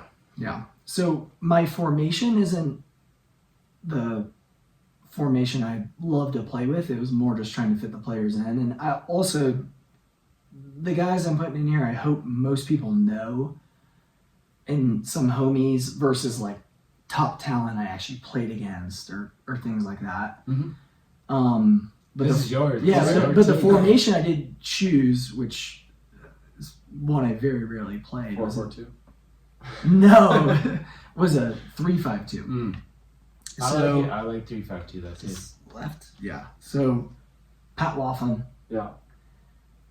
Probably one of the best players I've ever played with. So when I transferred to Metro, I played against him when I was at Pueblo, and I was kind of at this time playing pretty well. The dude just shut me down, and they're just like, stop running at him, and he just owned me. Like he literally shoved me off the ball and scored, and that kind of thing. So he's really good. And then transferred to Metro, and he had graduated. I was sitting out that year, and him and I would still go knock the ball around, and he was just a beast. Yeah. Like I think if that guy wasn't in his own head, and if he watches this, sorry to say that, but he should have gone pro. Yeah. He was unreal. Probably one of the best. Yeah, I remember him too. Like, probably one of the best players. he would that's hang out on. with Steven a lot, and I remember, like, I was surprised sometimes, like, how good that he was. He could have played anywhere. He could have played forward. He could have played center mid. Yeah. Um, But that's where, like, on the D2 level, that's where, like, if you're a good player, like, you should go play and see what happens, you know? Yeah. And you guys did have a good team. There were good players there, obviously. You know? So And we're probably going to name some of them, yeah. this one I wish I would have played with more. My kind of celebrity person behind it is Dele, just because he's a homie. But, Oh, yeah. so shout out to Yeah, Dele. Dele's got to get that episode. So, Dele. Shout out to Dele. Dele's been in a starting 11. As I said, but it's this not ain't him. good. The starter is Chris Banger. Oh.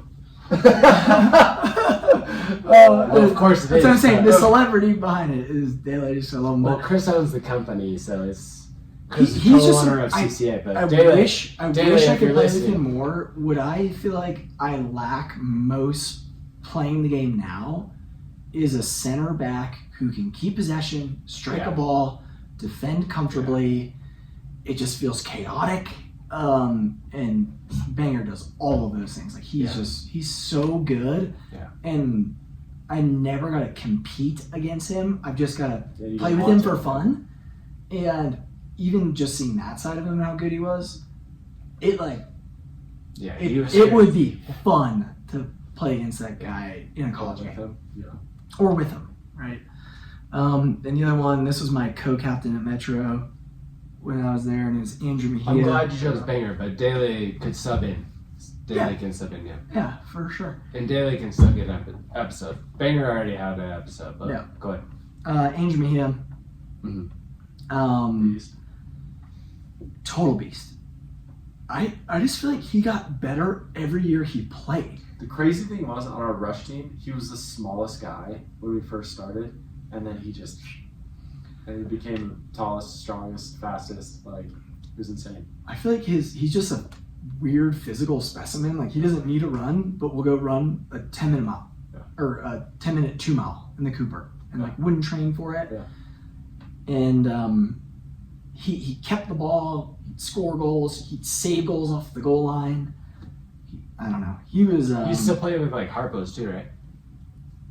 Pretty rarely. He's family guy. But when he goes and plays, He played in our Metro alumni game, and the coach was like, "Dude, you're better." Kirk Todd told me. Yeah, he was like, "You're better than ever." Like Brenden and I would run around like idiots, and like he was like, just I'd say I running had them all out. I had a 7 out of 10 I game. had like a 2 out of 10. Oh Probably yeah, 2 out of because 10, remember I came but down for the Champions League, but you guys just had your alumni game. Mejia. We were sweating on mid juleps. Mejia was the best. He was the best player on the field. Oh my god. It was unreal. He was legitimately the best player on the field by a mile, and played the whole game and was more fit than these college kids. Yeah. And he's 35. Yeah. But I agree with your comment too of like you do sometimes just because you stop playing seriously doesn't mean that you stop getting better. And like I do feel that way too. Like I felt like, not right now when I'm 38. Like this isn't the best that I've been, but around that 28 or like 30 for time sure. period, I was better than I was at 23. Do you know what I mean?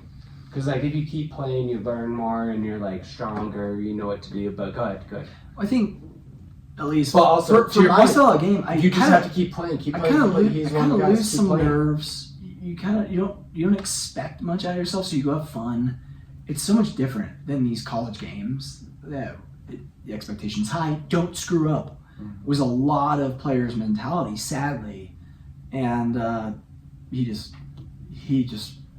always put everything into every game. He's a great player. Yeah, Mejia can have an episode for sure. So, defensive mid, Chris Yoder, 5'6". My guy. Psycho. My number 6. Seriously, I mean, probably one of the better sixes I've ever played with. Scrapped up everything, was littler than everyone, but would find a way just to get under them if the ball's coming in and win the ball and strike a ball really well. Long balls, shots. But also, I guess I didn't list a captain, but he, behind Yisei, vocal, said everything, talked to everyone. In my mind, I don't want someone like, come on guys. He was like, focus, get better. Like he was drilling in the players, and that's what you needed to hear in these big games. He provided that. So I loved his style of game. He was so fun to play with. And he would free players up. That's all he did for me. So the next two is Izzy and Steve, you two. But if you guys had that midfield, he would just free you up to be who you guys are on the ball. Which I think at times you don't have this, so you need to kind of come down here and control it. When you have that, I mean, I don't think you would have been the player you were without him. And not to discredit your play, but no, I would have been too far back. If you didn't have this, you're floating so much more, trying to do things like you need to be up here. So it's really more like this 6, 8, 10. In reality, and that midfield is dope. Yeah, that's dope. Yeah, so I'm happy to bench myself to see that midfield. I thought you played on the wing. Yeah. I did, but this is where it gets wacky. I'm not playing myself. Once again, I'm like, there's so many good players. You're not the only one that says that. It's tough. It's pretty tough. But I want it to be kind of local, kind of fun. So this one, it's looking good, dude. Is call me crazy, Kyle MG. He did call you crazy. Call me crazy. I mean, workhorse, defends, but also will take guys on. I didn't know that Collin Audley was like the All-American player of the year or whatever.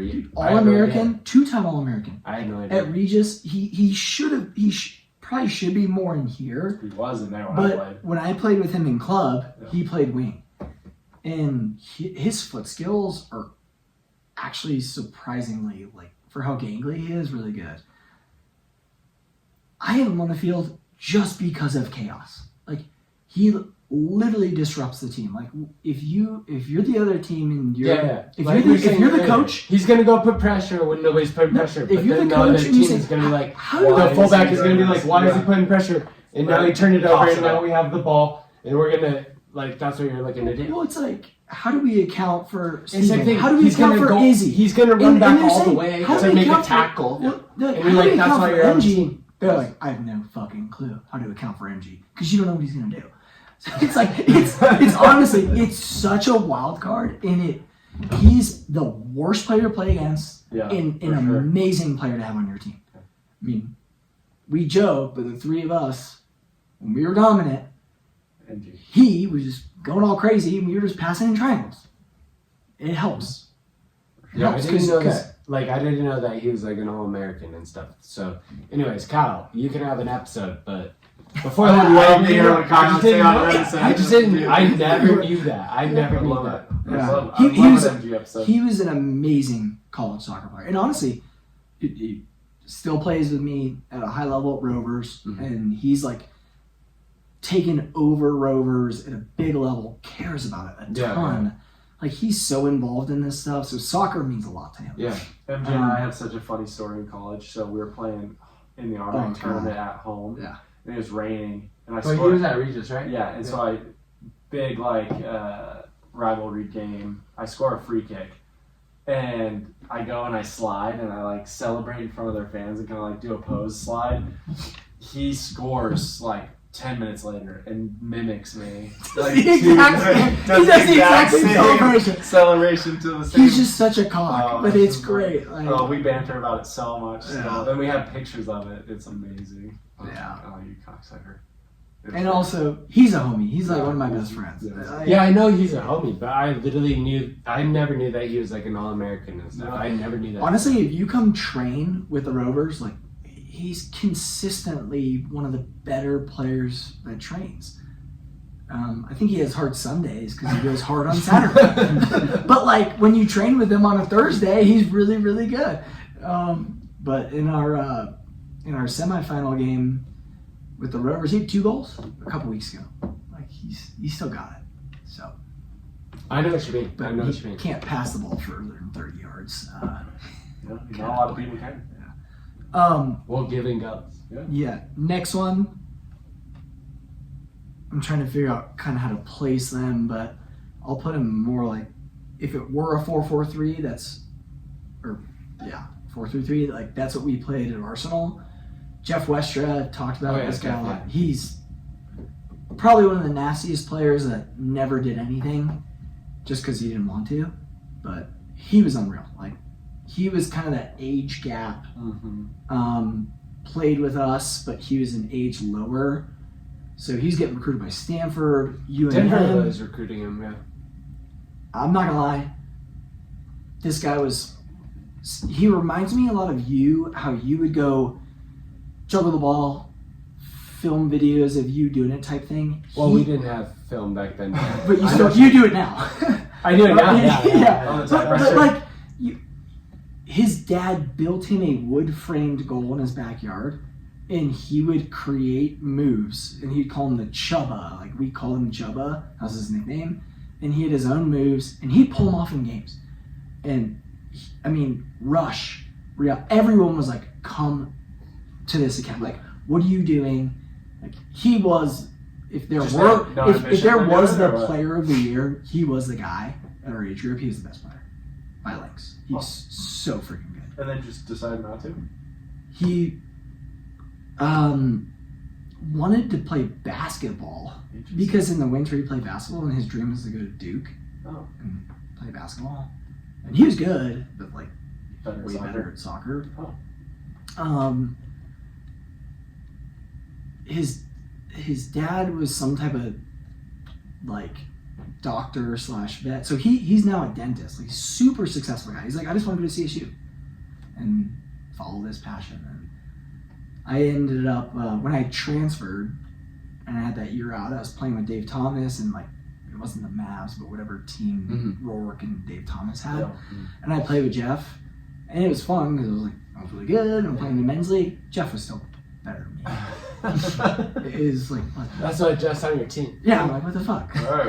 Yeah, Jeff. I remember that Denver, at Denver, they had asked me when I was playing at Denver. They were like, "Oh, who's the Jeff Westra?" And I had no idea. I was like, "I don't know who that person is." And they were like, "Oh, yeah." We're like looking at him, and then, but I don't think it. Yeah, I don't think it worked. With all my confidence in the world, if he would play college, he'd be playing pro today. Yeah. Still, And like maybe I think he would have a if that was 10-year true, career in then MLS. maybe you could have done it. He is unreal. He's fast. He's strong. He's tall. He beat Who are everybody. some subs or like the coaches? Let's go forwards first. Kelly Roach, Scott Grody. There you go. Just keep it simple. Goal scorers, natural threats. So fun. Oh to yeah, play the with forwards. both of Sorry, yeah, the forwards. Yeah. them. Those guys are both just psycho and goal hungry, and you're in the box with them, and they should pass it to you as the smarter play, and they shoot and they score kind of thing.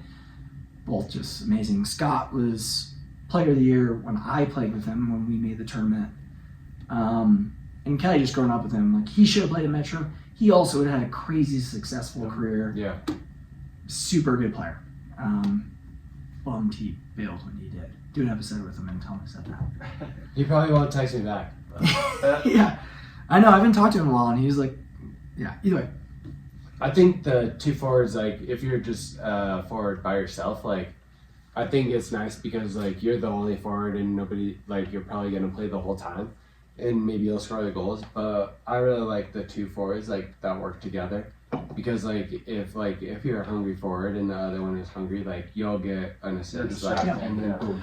Well, I think if I put pressure, then the other one will get the goal. when if we the played two college, go ahead. Grody also- go and ahead. Mark had a good relationship.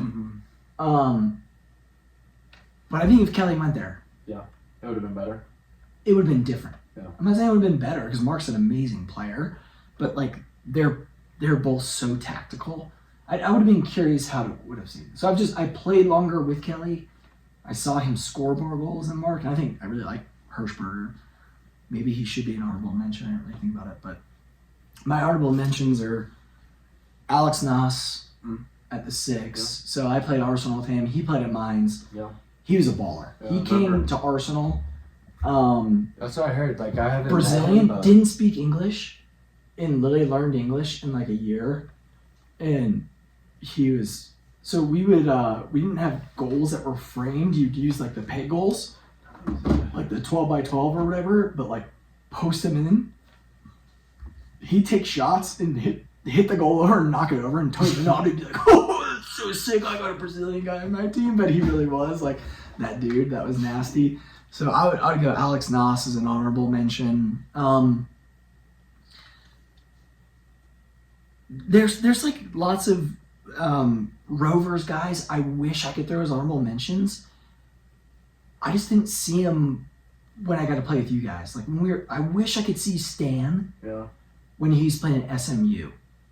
You know, I wish I could have seen Brandel when he's playing at Regis. Like some of these guys are really, really good players. I just got to see their game later. I mean, Carson, sick midfielder. So either way, lots of good players. Grateful for playing with them all.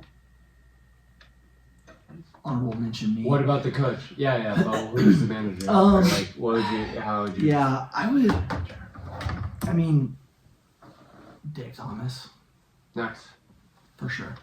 I think he's the most, or when I had him, he's the most organized, tactical, results-driven manager I ever had. I really, really liked Tony Minata for his intensity. Like he threw at the wall and just said, run, go. Got the most out of us when we weren't the best. And he led us to so many great results. Like we were the 36-0 team under him. Overperforming. Yeah. And he was just, he literally was just like, don't lose or you die. Kind of like, not a kid, like that was the message kind of thing. Like he would drive me to games in Denver from Fort Collins, and he'd like show me his military pictures and be like, dude, this is what I did. What are you gonna do today? And I'm like, you're right, dude, I'm all jazzed up. So like, he did crazy things like that, but Dave was so tactical and so smart and thought of the game so well. He made me the player I am so quickly. Nice. Dave Thomas recruited me at Denver. Yeah. He was assistant at that time. I need to go see him soon and thank him. Yeah. You said Thursday, but And Ken's the man.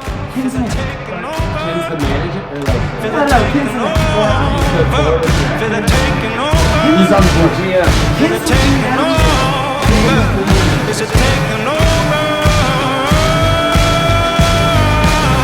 Got a girl up to me right, got a heart never satisfied. No accolades, so went by quick. No, you have lots of accolades. He's like, I don't have any accolades, but then like I did this and I did this. And Three just times you wait. he was all But conference, wait, and there's one more. time he But was wait, there's freshman of more. the year. Like 4 times he got Yeah, so recognized. the only one. Yeah. Anyways, okay. Winning state championships. Steve- Player's position, I was right Steven, behind let's him. get The in guy your who highlights here. had him Oh, all. the only thing is now, Steven, you have to bartend though. So Do you need some? I'm feeling a little low over here. Yeah. Let's move this. This chair is not needed. What do you need? Odell, Odell's sponsorship. Hills? Yeah, that sounds good. Yeah. I'll do something too. Whatever. IPA. Hop Sound- Dynasty. Sounds good. Sounds good. There you go. Thank you. You're welcome. Canfield is full over there. It's called Canfield. Canfield. Here's Dang, Lee's. did you guys see Leeds today though? But Oh. hey, anyways, let's stick to the task at hand. Where do we start? What are your highlights, bro? Let's get in there. Highlights. Okay. Like play. Okay, so I could think of something to start you off. Yeah. Well, you played an age group up like with Arsenal. Maybe when you were younger, you won a state cup that I don't know about or Yeah. something. But Couple. when you were little, you already started. When you were 11 or 12, you already started playing up in age group, and I think that is like a little bit of a highlight because, well, I did that also. But I think just around Fort Collins or around your community, even like Chris Banghart's son Charlie, he's playing one age group up on like the top team. He's 11. He's doing okay. Yeah. That's a good sign of like you're trying to make your way. You know what I mean? Yeah. It was great because like physicality wise, like mentality, all of that, like when you do that, you're out of your depth and you're so challenged, and then you go back down to your age group and it's like a breeze. It feels so much easier. Mhm. So that was great, and I feel like that prepped me a lot. I mean, all the hazing and stuff you guys did was awesome too. Okay. You know? Well, there were actually they did like I remember some things. yeah, I'm sure you do. Also, I played up in age group, and then I got the same thing, Right. like in Austin. But I think it just prepares you, mental toughness. Yeah, I was in Austin for Dallas Cup, playing up an age group. They made me eat this pepper, like the hottest pepper, like in Texas, and I was not Reaper prepared. pepper or something. I was not prepared for that at all. I remember. But I was like sweating. I thought I was dying, and then that was like. But I also got not hazing or something. But Yeah, I mean, I think I got taped to a tree at one point. what would you rather have, the tree or the pepper? I don't know. Probably the tree. Okay, well I got the pepper. Was the tree or the pepper the accolade? I thought we were talking about accolades. I don't know. We were just talking about playing up, and now it just kind of plays into your like overall, speed of play, slowing the game down. I feel like that helped just my future, and like we talked about coaches along the way. I feel like I had the right coach at the right time. Like Sean Comagese at that time was great. Like allowing a young kid to play 2 years up, a year up, with you guys is not often the case. Yeah. And then, as I went through Rush, having Eric Boucher, who's like with the Rapids now, he was great, like super tactical, intense, motivating. And then Brian Crookham, when I went to the Rapids Academy, like I feel like all those pieces kind of fell in place as I started. And then Ken, like as I played at Metro, just allowed me to play free. And even though like he was more of a GM than anything, or like great on the admin side, like he just trusted me to go play and allowed me to do my thing. And then Brian at the Rapids Academy, so like it fed into that, and he saw that, and so then I had the backing there to go into the trial and everything. But I mean, as far as accolades, going back to Rush, like we won some state cups, so then you get the taste of winning and you only want it more. Yeah. And then at Metro, I mean, I had a few awards that I got recognized for, which was awesome, which helped my future. Let's hear 'em. Freshman of the year, or preseason freshman of the year when I first came in. I came into like a pretty good Metro team. Like, Yeah, they were good. Yeah. yeah, and so we had some good center mids, and so I had to earn time. Like I didn't come in and just start right away. So I had to earn some time, which was great, and it was a true test. You know, you need to get the speed of play is totally different, and you're like in Division II, it's crazy. I was playing like a 31-year-old. They don't have an age cap. Yeah. And so like I Actually, was they 17, Mhm. and I remember we played West Florida, and this guy was like 31, and I was 17. I was like, holy cow! Well, Who's the other center mid you were playing with? Kellen Johnson was like the direct guy. I would like. They would sub me in, or they would sub Sean Elbaum out, move Kellen up top, and I would go in center mid. So that's kind of how it would work I didn't realize that. Every game played until center mid. until I proved myself, and then they were just like, okay, well, let's just keep you in there and starting you. But yeah, so it started that preseason, I think freshman of the year. Then I got player of the year twice, my junior year and senior year, and then all region team, stuff like that, All American, Hall of Fame 2019. So yeah, Okay. it was fun. Can you check this out? I'm so Can you check waiting the for him to Google call this me. or- I think My Hall of Fame, I think I Metro. ended too. This was really pisses me off. Maybe you're a different year and they haven't evaluated it Well, yet. definitely. He's way older than me, so I still got a chance. I think I ended with 99 points in my collegiate career. It just pissed me off. One more assist. Just could have had it 100 points. I do think they'll call Mejia next for Hall of Fame. I think so. They have to. He's defensive player of the year. Yeah. I don't I see was why not. actually Mine wondering might be like 20 about years old. Denver too, because like Denver, like I don't even know when the Hall of Fames and stuff like happen, but I was like, it seems a little quick. Do you know what I mean? Like, oh, it's like he's not even done playing yet. He still plays, Who? and they're doing Me? you're still playing, Where? When? like around. But Did like you- Denver, like I don't even know when the Hall I of think Fame is. you have to be out but 7 years, I think. Five But 5 years? I don't even think Denver does like a Hall of Fame like that. But I'm like, I don't even know when the years are, and then maybe they don't even know about me. I think they just don't. Yeah, I mean. They don't know about Why me. don't you call? I think you're like only- Denver. I think you're gonna go for the academic Hall of Fame first, and then Yeah. they'll let you. No, that's what I was like. If I start a podcast, maybe they'll consider me or whatever. We even need to rewind. Oh, we have. Well, no, I your even- stats are crazy. Your I even stats have are a crazy, better bro. memory. Xander and I are on the Hall of Fame and Collins's like Walk of Fame, and my mom hates this because Xander and I were just dumb high school kids, and we took our Hall But of I'm Fame. on there too at college. Yeah. but, We took our I'm talking picture. about Denver. We bro. took our Yeah. picture laying down together, like almost in the spooning Yeah, position, yeah. and we're in the hallway, like up in our picture, we're like spooning each other. It's amazing. Like, we were just- I think that's great. yeah, it was funny high school kid shit, but I was like, why would you do that? Why would you do that? I remember. I felt like it's a bit advanced, like to be in the. Anyways, keep going. Go ahead. We could talk about it. No, If go you ahead. want to call it, we'll call it to you. We should call It's not my highlights. It's not my starting 11. It's your highlights and your starting 11. I mean, But the Hall of Fame, like, wait, hold up. they should be knocking on your door for sure. Maybe not yet. I don't think not yet. But for years, I felt like it's a little early. It's like, did it close it It's off how to good he everybody was. else? It's how I good know. he was. Your stats are crazy. But No, I mean, I You probably had the best stats of any Metro player, don't you think? don't know. yeah, he does. I'm sure he does. I'm sure you do. What Metro players won it? Twice. Or Player of the Year. I don't know. It's not about the player of the year. It's about the goals. Well, no, I know goals and assists, but that's not what dictates Hall of Fame. Hall of Fame It's votes. is crediting. Yeah. So Luckily, I know a lot of people in Metro, so I hope they vote. anyways, continue. So they were looking. They were out of options to vote, and then we're moving on. Yeah. Or like then now we're hitting 2012 or whatever. I mean, might as well. yeah. I Okay. guess. Well, 2000. My last season was 2010. 2010. Yeah. So they were like moving through it. Okay. Hit the 2010. Yeah.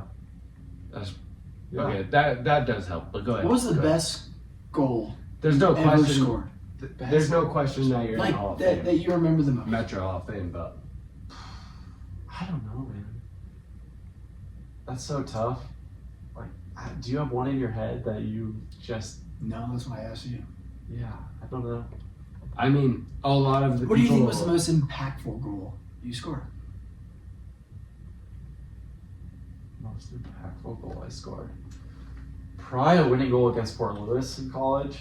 Also, like in club soccer, we won regionals to go to nationals, and I had a couple goals that were like a goal in each one of those games that got us to the finals to win.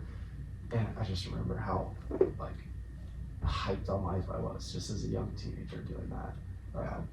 But in college, I don't know, man. It's all such a blur. It starts to blur when you score goals in like club or high school club. As much as Steve college. And I don't know if I had like. I scored away at Fort Lewis after they were chanting overrated because it was when I won Player of the Year. So I found out, this was actually a cool announcement. So I get on the bus to go to Fort Lewis, which is a 7-hour bus ride. As he pours beer down. So, whose podcast is this? Oh, I got you. No, right You here. need a golf- No, golf you use towel? Bay Hill. No, right here. Right under here. There's little towels. Oh, he's good. See, was like just they're gonna switch in this little. I was like, just gonna switch out in my. There you tee. go, your white tee. So we board the bus, the charter bus, 7-hour bus ride ahead to go to Fort Lewis, play away. Ken's last one on, making sure everybody's on, hops on, and he goes, and announces it to everybody. I didn't even know that I won Player of the Year. And I was like, oh, great. We're about to walk into Fort Lewis after getting announced Player of the Year. And so, like, as soon as I walk in, it's just nonstop chants for 2 hours straight, like, overrated. And I scored a goal there, got an assist. That's probably the most memorable one for sure because they're, like, right on the field just yelling at you the whole time. That's awesome. How do you feel in that? So you're going in. Yeah. You're feeling confident. Well, luckily there's no distractions because there's no Wi-Fi there, right? So like you Yeah, can't it just doesn't matter. you can't be like on the phone with anybody. Well, I just mean like your temperament is always so calm, yeah, right? I think that's probably the best thing, or not the best thing, but that's a common thing about you. And it's like, how do you feel to get the goal, get the assist? Is it remaining calm? Yeah. Is it using the fire to go against them? Like, I don't think my game was ever like fire. It was more like calm. Yeah, I know what I'm doing. Like the confidence in knowing what I'm doing rather than like I need some anger or fire. I always like thrived in the calm to slow everything down when everybody else is getting all worked up. I don't know. nice. And then trying to work you up, not allowing it. It's kind of like the Tiger Woods effect, like where his dad would just try to rattle him all the time, and it's just like, just keep the calm. Nice. I always thought that Steven would like shoot, like when I wouldn't shoot. Like I would be like, oh, maybe you just protect the ball or something. But if he's close to the goal, he'll be thinking how to shoot it, you know? And I tell my players also, I'll be saying, if you're near that goal, how could you, take a touch to shoot? How can you shoot this first time? How can you get on the end of this pass? And that's why, like, even when I was younger, I would say to the coaches, like, put Steven up higher. I'll play like a little lower because that's one thing that Steven has that's a little bit different is like he'll shoot that where like I maybe would get it out wide. I maybe will take a touch and then shoot. He'll turn and shoot. He'll finish that ball before others will. But Yeah, we played this. that's Monday. not his only skill. But We keep played going, this, keep we going. played Go this ahead. Monday night game with Koji, and I was like, I got Emory coming to Foothills tonight. And Coach is like, damn, I haven't played with Emory in years. I'm like, don't worry, he hasn't played in a while either. I go, but I bet he scores. He scored 2 goals. Well, yeah. And he goes, Coach is like, damn, dude, you weren't kidding. He just turns and shoots. And like, you played great, but you didn't have like the best game. You were kind of missing some passes. Yep. You're mad at yourself, but like 2 goals from outside the box. And it was just like, of course, the better player in the field. One of the guys comes over and is like, dude, you're really good. And it's just funny talking to Koji. He's just like, damn, you called it. He's going to score. Yeah. I don't know. If I've Koji ever- texted me. I like don't 12. know if I've been on a soccer Yeah. field where I've been around Steven where he hasn't scored. Yeah, he And will. that's just the mentality. That's what I was talking to you about earlier. It's just like, I wish, like, if you have that mentality, like, I think you think this, and you don't say you think this, but like, I'm gonna score today. If I'm playing soccer today, I'm gonna score today. Oh yeah. I think you think that every game. For sure. And I think that's what makes you different. I think it's almost like I'd be disappointed in myself if I didn't. Yeah. I feel like I'm not producing. Like some center mids are happy with like the distribution and the passing percentage, which I definitely try to pride myself on. But I'm like, I'd be disappointed if I didn't score, almost. And that's like a driving factor. And maybe I don't, and I still have a good game. That's fine. But like, it's almost one of those like, which pushed me further. Maybe I don't know. And maybe score more than that didn't. But the game has changed too. Clearly The did. game has Because changed. exactly, it's because these stats. It clearly did. Yeah, I hope. But also some center mids, like some center mids, they take the brunt off of the defending, like Yeah, for sure. destroying the Yoda. counterattack or the mileage or the distribution. Yep. But yeah, that's where I think that you were. That's one thing that separated you for sure. Like it was obvious, you know. I loved it. But let's yeah, you did. But One thing to measure a game by I love is it, yeah. if you score or not. it is complete, like, for sure.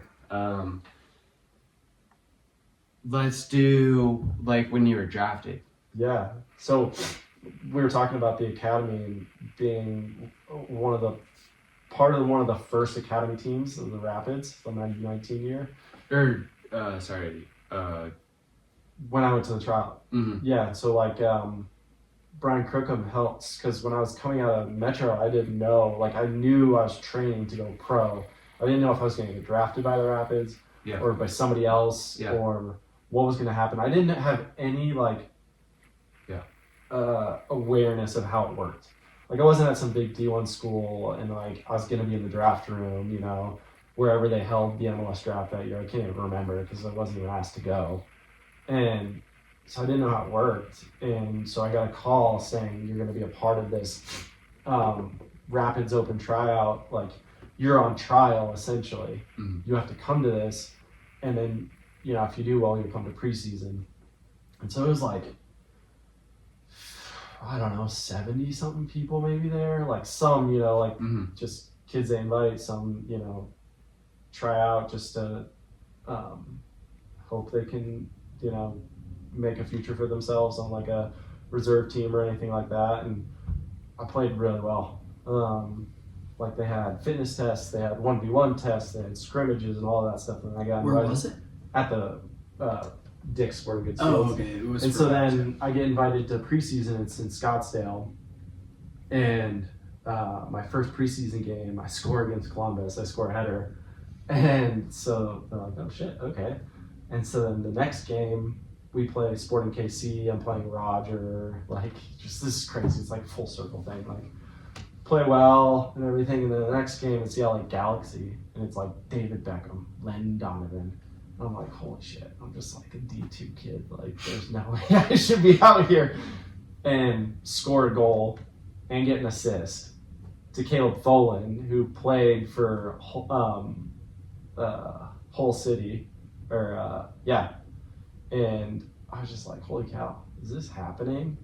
And so we go back to the hotel in Scottsdale, which is also another surreal moment because, like, we're at the Ritz in Scottsdale. And the San Antonio Spurs are on the same floor as us. So it's like, what's his Manu Ginobili and like all those guys are in the same hall as me. And we're all like just chilling in the hall and they're like talking about soccer. And all of them, like some 7-footers are like these French guys or these foreign guys are like, oh, I'd love to play soccer, but look at me, I'm fucking 7 feet tall. And I'm like, just hanging out with the NBA, like San Antonio Spurs. I'm like in preseason with the Rapids, and so it was decision day, and throughout preseason they're like cutting people, and you don't know, like even the draft picks like are getting cut. Yeah. And so it's always in the MLS, you make it to July, you survive kind of thing. But that day was like the final day of preseason where they like offer the contracts, cut people, and have their team for the rest of preseason, the year. And they bring me down, and it's Steve Guppy, And why am I blanking on his name? Probably Pablo, but No, the head coach of the Rapids at the time. Gary Smith. Sorry. yeah, I And- was blanking too. but Yeah, it's Gary good. Smith. And so we're just in the lobby, and they're just like, "Holy shit, man!" We're like, Brian Crookham and Brett Jacobs were like, we got to bring you in here and give you a chance. Like, we didn't think you were gonna go score 2 goals and get an assist. Like, we see a real spot in the future for you here, and we're offering you a contract. Like, go earn it more and like show us you deserve to be here, kind of thing. I was like, "Holy shit!" I just got my first pro contract. So like, call my parents, were all like crying and everything, go party with like Pablo. That's the other thing too. It's like, I'm hanging out with like Marvell Wynn, Pablo's on the national team, Connor Casey's on the national team, Jeff Lorenowitz is on the national team, in the Porsche. Drew, and I was just like, because you had that Porsche. Yeah, and I'm like, I don't. it's like a imposter syndrome. I had a lot of that during the Rapids time. I was like, I don't belong to be here. These guys like played at UCLA, and are stars, and I'm just lucky to be here. But they treated me like it was one of them, which was awesome. Like Pablo and Drew and Marvell. Like, I still talk to Marvell every once in a while, and yeah, they were great. It was like a surreal moment, and so that's probably just the highlight. Is there anything you wish you would have done different to Yeah, kept it growing, or it was hard. because I mean, as I hear that, Yeah, it's like imposter syndrome. Like that's never you. That's not you calm. yeah. That's not your mentality of scoring every game. Yeah, Anything it you would was- have done different? It was hard because I came into like an interesting scenario, and like, this isn't excuses. It was like, as soon as you throw money into the mix in politics, it changes the whole like landscape of like everybody on the depth chart. It was like, how much are we paying this person? We have to play them. Or are the So technical director or the GM and the head coach beefing? Are they getting along? Whose job's at risk, and do they want to take risks? Like, Roger Espinoza and I would always talk about it. Like, he was like, "Dude, I always wish you just came to Sporting because they take chances on young guys and give young guys chances to play and make mistakes, whereas the Rapids didn't."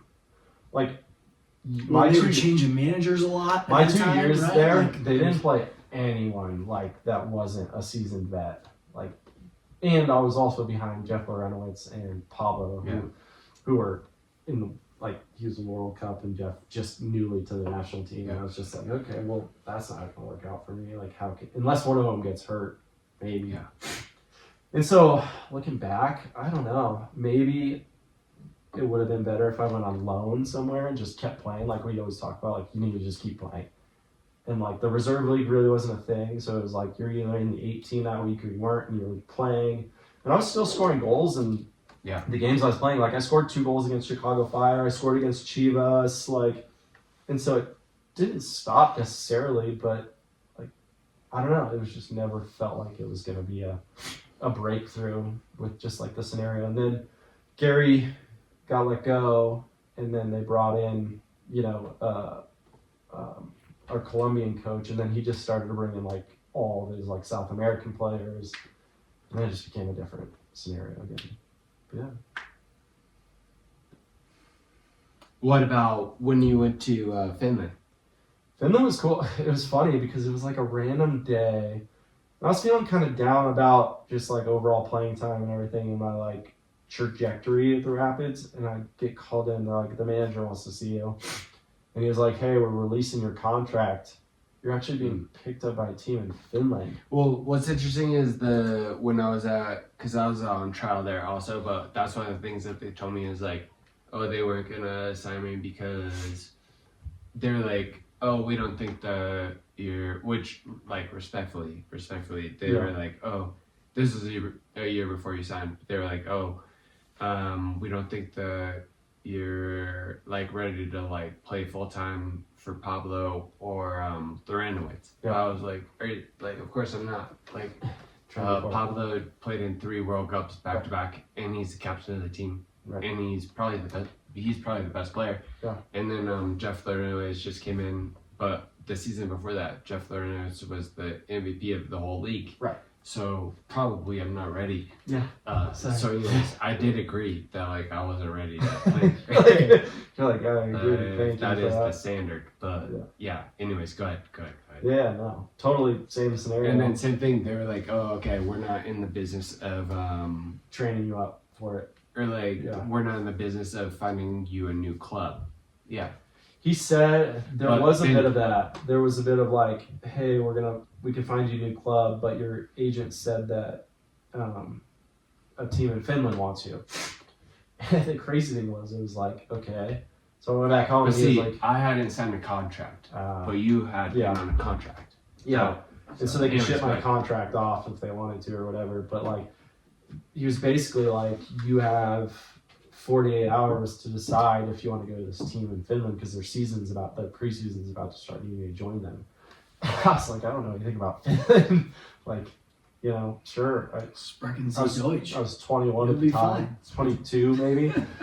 And I was like, okay. So I packed up like 2 bags and got on the next flight. Didn't know what to expect. Showed up and the assistant manager picked me up from the airport, like spoke amazing English and like fit right in. They were hospitable. Everybody on the team was from a different country, so the coach just spoke English. It was amazing. I had Croatian, Bosnian, Brazilian, English, Serbian, Swedish, Finnish, like all over the place. And they were amazing. Like the competition was pretty good. The fans were great. I remember Played really Instagram. well. I saw Instagram. How would you rate that league to MLS to college? or USL or something. You know, Well, just like you played, high level college, Yeah. high level, just I would say it's like the crazy thing is when I went over there, Helsinki actually was in the Champions League. So like they were pretty good. I don't know if any other Finnish teams really like shined on the world stage, but like they have some good players over there and it's a good competition. I'd say it's probably a little bit below the MLS, like right below, but probably above the USL.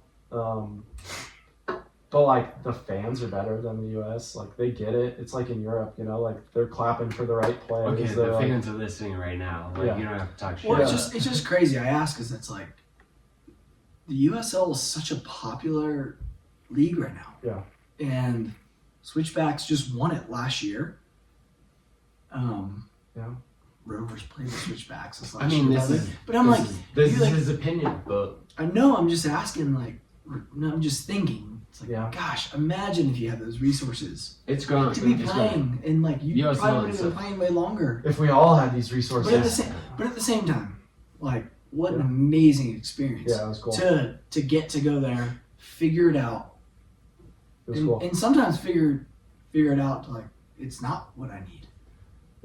No, it was awesome. Like, and we got to travel all over playing and like how they approach games and the players and the culture and the way the style of play and everything was such a cool experience that not a lot of people get and like wouldn't trade it for the world. And like MLS, I could have went somewhere else probably. Yeah. They could have set it up, but future was unknown and this future I was starting and playing 100% of the time. Yeah. In another country, and it was the coolest experience. Yeah. Yeah, that's so It was awesome. It was fun. Got a lot of awards over there, scored a lot of goals. I think I had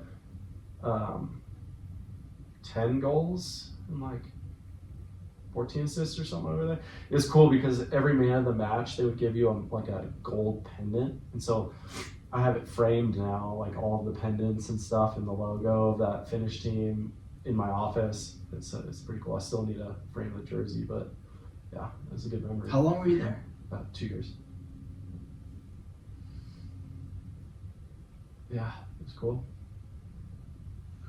those are nice highlights. Okay, that's Those fun. are great. That's awesome. Okay, let's get into this starting 11. Do you guys need to Oh break my it really gosh, quick? actually starting 11, I forgot. I'm proud of you, man. That's an awesome career. Crushed it. You crushed It it. was a, That's it was so a wild cool. ride. That's so cool. It was a wild ride, man.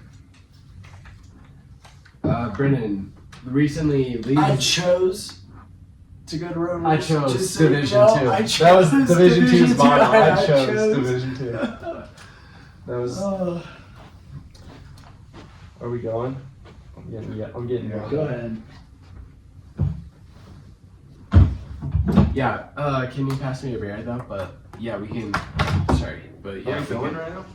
Yeah, we are, but we can. We'll edit it. What do you want? Pills? Yeah, pill sounds good.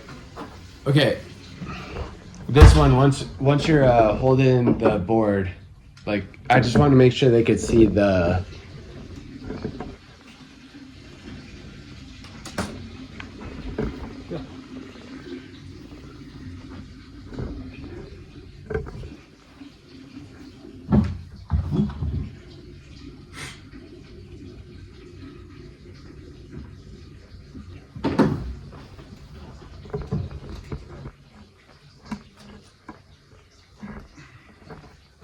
Nice. Remember my.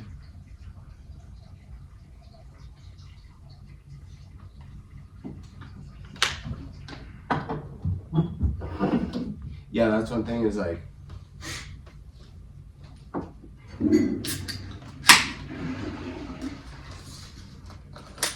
The USL and the USL 2, like it has grown so much, you know? Yeah. It's crazy, like we would have all been playing a lot and Well, like I go back to the fact of. Do you think he would have wanted that grind? no, not at that time. That's why I didn't do it. Yeah. Do you know what I mean? And Banger 2 and them. But Same. I wouldn't have wanted to come back and. Sal did it for like 2 years and You have to work another job. Yeah. essentially, I like- kind of disagree. But why? When else But would you at have that wanted time- it? Like I would have wanted it most then. But Yeah, right I would now- want it now. But like you're 23, you have nothing to lose. but right now there is 'Cause you don't know what it can go into. But now there's better compensation. yeah, now there's a lot. There's so many like Oh, I thought you were saying if you were like if me you and had that Banger. opportunity, your skill level today, to go to USL, like why wouldn't you? Well, like at that time, You and would this get paid this $5,000 this a year, would be maybe? all deleted or like whatever. But at that time, there was maybe 14 MLS clubs, and now there's 28 or 34. I had a USL tryout. That's what I was offered. It wasn't a lot. Yeah. It was like Well, go do it. now And I was there's like, probably I- 40 teams. man, I that chose paid pro. I chose my internship because I knew it would make me more. Oh yeah. For But- sure. And- Smart and- on you. But luckily, I had like the Rovers as it's like just a team to play for. Right. Yeah. To like do what I loved. And But see, there's more where like But I guess if you go to the MLS next, or if you go to the reserve league, like if there's, I mean, come on, now there's So many 30 teams. whatever teams, and then there's the B team, and there's USL. Now there's 60 USL teams. Like Yeah. all It's of us crazy. would have played way longer Yep. and gotten paid. But also the that's ones okay. like Now- the Connor now Tobin I guess or I was confused what you were saying. Like When we were playing, if we got offered that, no, I wouldn't have done it. Yeah. Because you would have At gotten the paid time. $5,000 a year. well, that's literally a debate I had. It's like, When like my when tryout Colin Clark was playing in my the tryout was MLS, in he was getting Florida. paid like $12,000 a Yeah, year. it was. Kosuke said told me his first contract was like it was. $12,000. Yeah. I was like, that's crazy. And but also that was when there was the The reason I didn't reserve go to the league, so tryout then is they 'cause my got dad rid of- said anyways, it's not paid. let's get into this. Let's Yeah. get into this. Cut Yeah. this out. It'll be cut out. It'll- Hey, cut it out. Okay. Just like our first episode. Just like our first episode. Okay, let's go with the starting The 11. starting Steve. 11. Similar to Brenden, I have to shout out my guy Issei. Started out from the back. Issei was my goalkeeper from when I was young. Like, that guy's abilities at a young age to, through college, he was my goalkeeper in college. But then I also have Is Issei gonna listen to this? I hope. That'd be funny. I'll Okay, send it to him. Issei, you can have a podcast. But, like, he was from when I was probably, Honestly, he'd be a 14? good person to have a podcast. 13, 14 to when I was a senior in college. So, we were together a long time. And he's my goalie every year of that. So, it was awesome. I remember Issei. Yeah. Just like, is he gonna be like responsive? Is he gonna be in the mix here? I hope. And then I could have a backup. Bumpus was a he's goalie the of mine He's the as well too. Like that guy's abilities were crazy. He went to residency for the national Yeah, team. he did, yeah. Like, he was a freak athlete. Yeah. So yeah, you could give him a solid shout out too. Oh, nice. Okay. Bump is backup. You should. You should have Bump on. I will. Um, That's the first mention of Bumpus, but like Bumpus, you're in. there you go. And he's close, so he's just down the street probably in Denver. This is how it works, because like this You is keep his passing first it on. mention. No, you have to be in the start. Like you have to be mentioned in the starting 11 to get a episode. Got it. Nice. So that's Um, Bumpus's first mention. But Then back left. Let's see here. Back four. Let's go across. I'll just do this. Speed up this thing. Who did I have? Pat Laughlin. I mean, back four is kind of boring. Did you see Lise with like the 3 and 2 wing backs? Don't you guys want to go with that? yeah, sure. No. Okay. I mean, I don't have to. I'm just filling it out because I want to call out people, you know? Mhm. But I had Pat, I had Chris or Drew Moore. And Okay. And then Marvell Wynn. Okay. Let's review the backs Yeah. one at a time. Pat Yeah, Laughlin. his is a little more interesting. Pat Laughlin. Up and down. I like Pat. Yep. Up and down. Just a beast. Like Brenden said, I mean, Yeah. had it all. I mean, Yeah, he he does. played with pros, and you're putting him in there. Well, Yeah. that's the crazy Like- thing. He's just, He was he though. shut everyone down I ever saw. Also, like I don't know Pat as well, but like especially like modern fullback. Yeah. He is Yes. like he passed. Yeah, He he dribbled, ran, he He, dribbled. he was fit. He crossed. tackled hard. Yep. He could play the cross. Yep. He could attack. He could Would play. you take him over Mejia? I don't think He's you have still to. I think you could okay. put. I think you could put. That's me what over. I'm asking. But on my starting 11, yeah, I know, 'cause yeah, I know what you're I doing. would. I would. And that's where also like I think that dude was a baller. in a bigger picture, like I wish that maybe I would have played like fullback because also like I could pass, you know, Yeah. I could run. Same. A lot more Anyways, time on but- the I mean, that's what Jeb did. He went back. yeah, that was and Jeff Jennings Yeah, and stuff Jeff too. Jennings. But Yeah, you start to just kind of. But at the time it was different. Like at the time, the fullbacks were all 6'3". Dude, Real Salt Lake was So- trying to put me as center back. I was on trial with them, and before Well, I I went would to have the told Rapids, him. I would have told him. That would have never worked. And I was like, guys, gonna work. let's take my talents elsewhere Yeah. because Yeah. center back's not gonna work for me. Yeah. It's okay. Oh. That's nice insight, but it's You It love was this. just hilarious. You love this game, but you love the net more than the Yes, ball. yeah. Like, I'm not stopping goals. I'm scoring goals. Guys. Yeah. Like, sorry. it's true. Come on, let's let's go. sniffing the other way. It's good. It's looking nice. Banger, Drew Moore. The crazy thing about Drew Moore, he's so undersized. We were just talking about oversized, like big center backs. Like he's an undersized center back. Mhm. Like, but Kinda the guy. Wilson-esque. But the crazy thing was his foot skills were amazing. He was Yeah. sneaky fast. He could track anyone, and then like he was just smart. His positioning Yeah. was perfect. He's like Virgil van Dijk, right? Like his positioning's perfect to like bait you in, and then he's tackling your ass. Like Hold on. he's not big, Sorry, carry on. but like, and then he scores headers. Like I've never seen a guy score more header goals at his size as a center back than him in the box on a corner kick or a free kick. It was crazy. He had a nose for goals on set pieces, and then. From the whole locker room that I saw with the Rapids, Drew Moore was my favorite player. Yeah, he was good. And I always followed him, but then I like reconnected with him the other day because like he's doing the commentary and stuff. Yeah. I was gonna say it's really cool how involved he still is with, Yeah, he with is, the yeah. Rapids and Deeply, all yeah. the stuff he's still Yeah, doing. yeah. Yeah, that's cool. But I mean, total professional. For and sure. then I mean, Long the way- career. Too. the way that he defends is crazy. Like he knows all the angles. He takes all the pride. Yep. Doesn't matter how tall he is or like whatever. Also, he'll play fullback or like he doesn't give a fuck. And also, like, it was one of those people that you were like, he's not athletic. There's no way. Like, oh, but super athletic, sneaky, like Yeah. unassumingly. So it was weird. Where do you go to college? Indiana. Indiana, yeah. And then Marvell Wynn. Yeah. Like, Yeah. I had this one preseason scrimmage with Marvell. I was actually like starting against him here. Where was I? There was a ball across the field, and he beat me to it.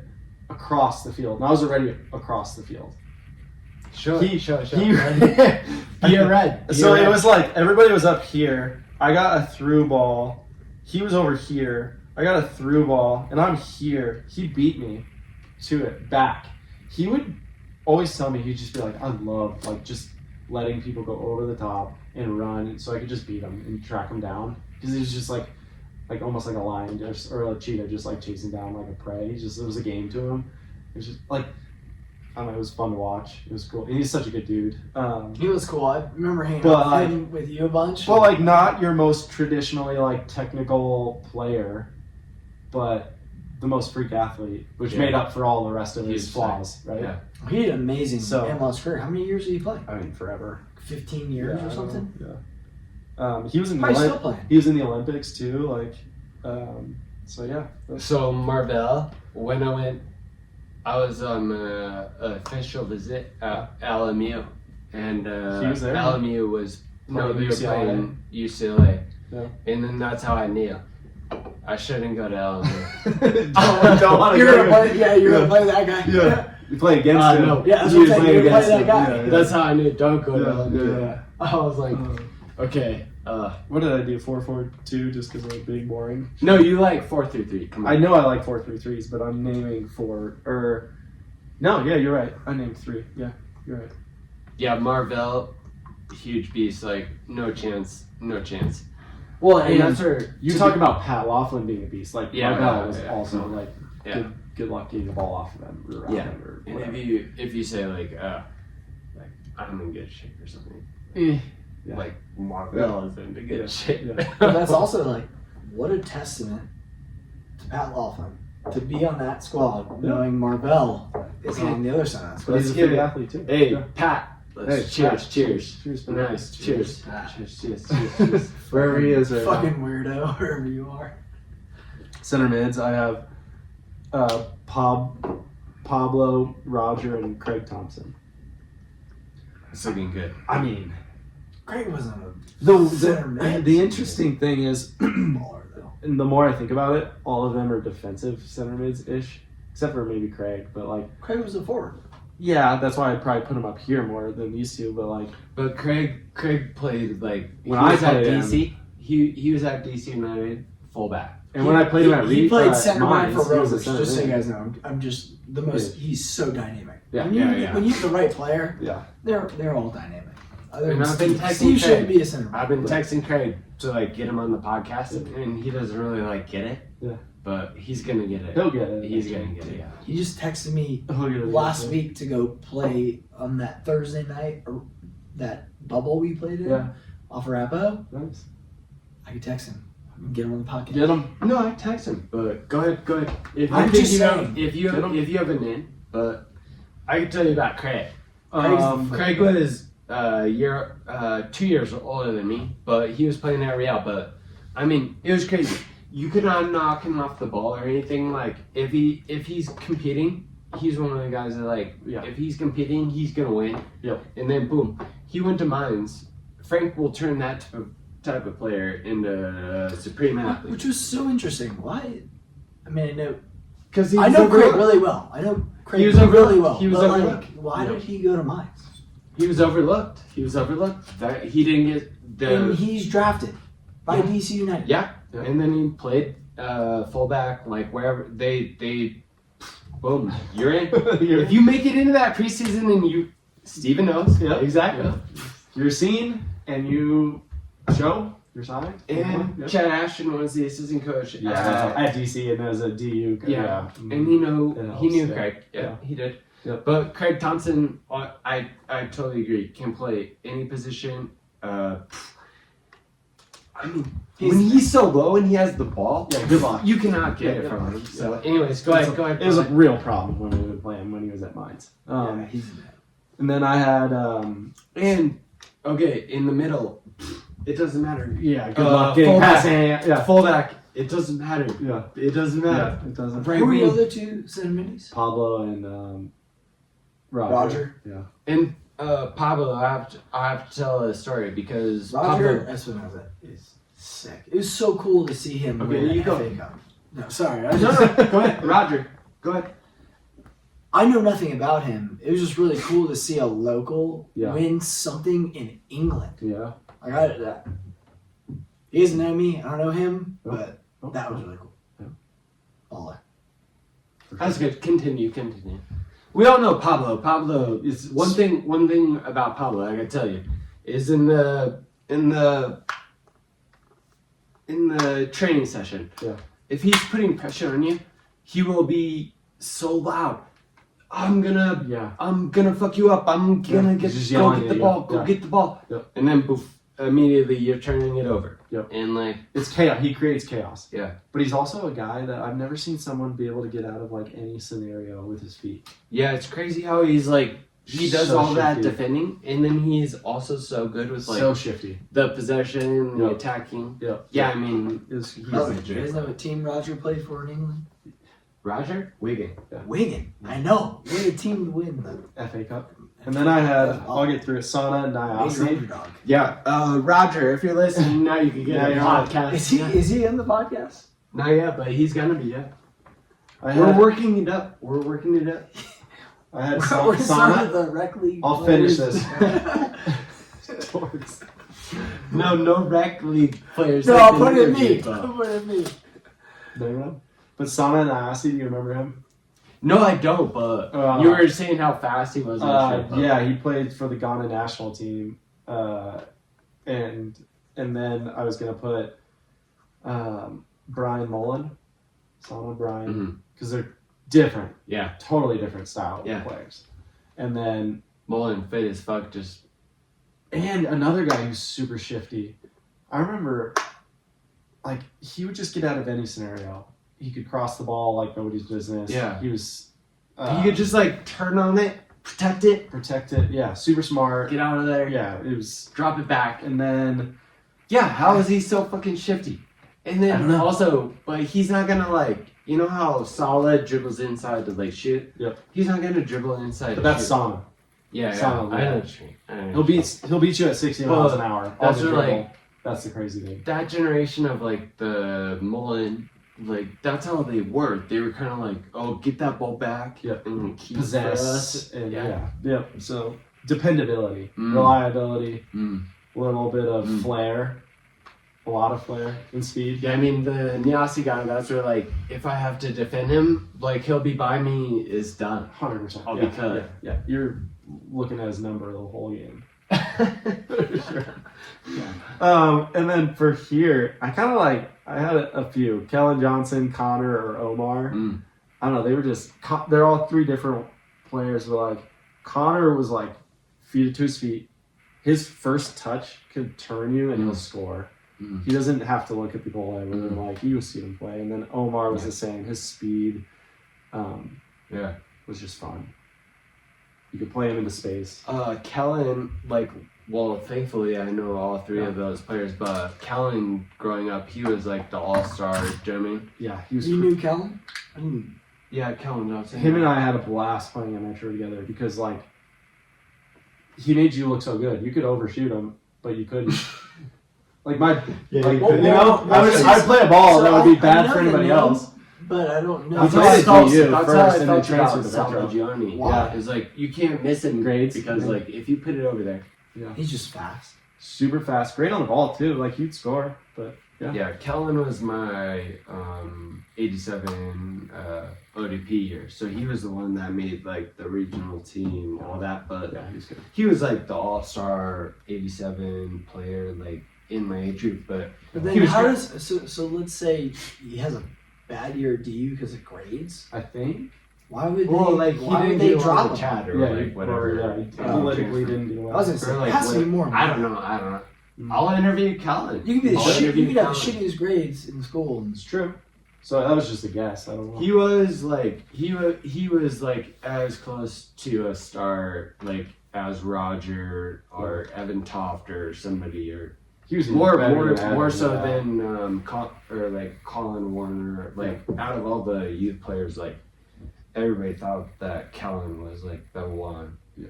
Even more than Roger and stuff. He could fly around. He was small, but he could fly around. He was strong still. Oh, he was so fast. So He had how- everything. He played Metro. Or like Nick Blanco or And like then someone. he was always, he got injured a lot, and then he didn't really like shine that like he was a force at Metro, but like he wasn't. Scouts weren't really picking him up. Like forwards, I feel like in the MLS at that time were like pretty big, like significant figures, and Yeah, for Kellen. yeah, Well, maybe he would be like a winger now. yeah. It changed, you know. It did, yeah. But Omar too. I've never seen like I'm not as close with Omar. Like I don't have his. Actually, I probably do have his cell phone number in my phone or something. But like Omar was the other one. Do you know what I mean? Where like he'll slash and man, Yep. he that His peak, he was insane. oh, and like him, Cummings? Colin Clark, yeah.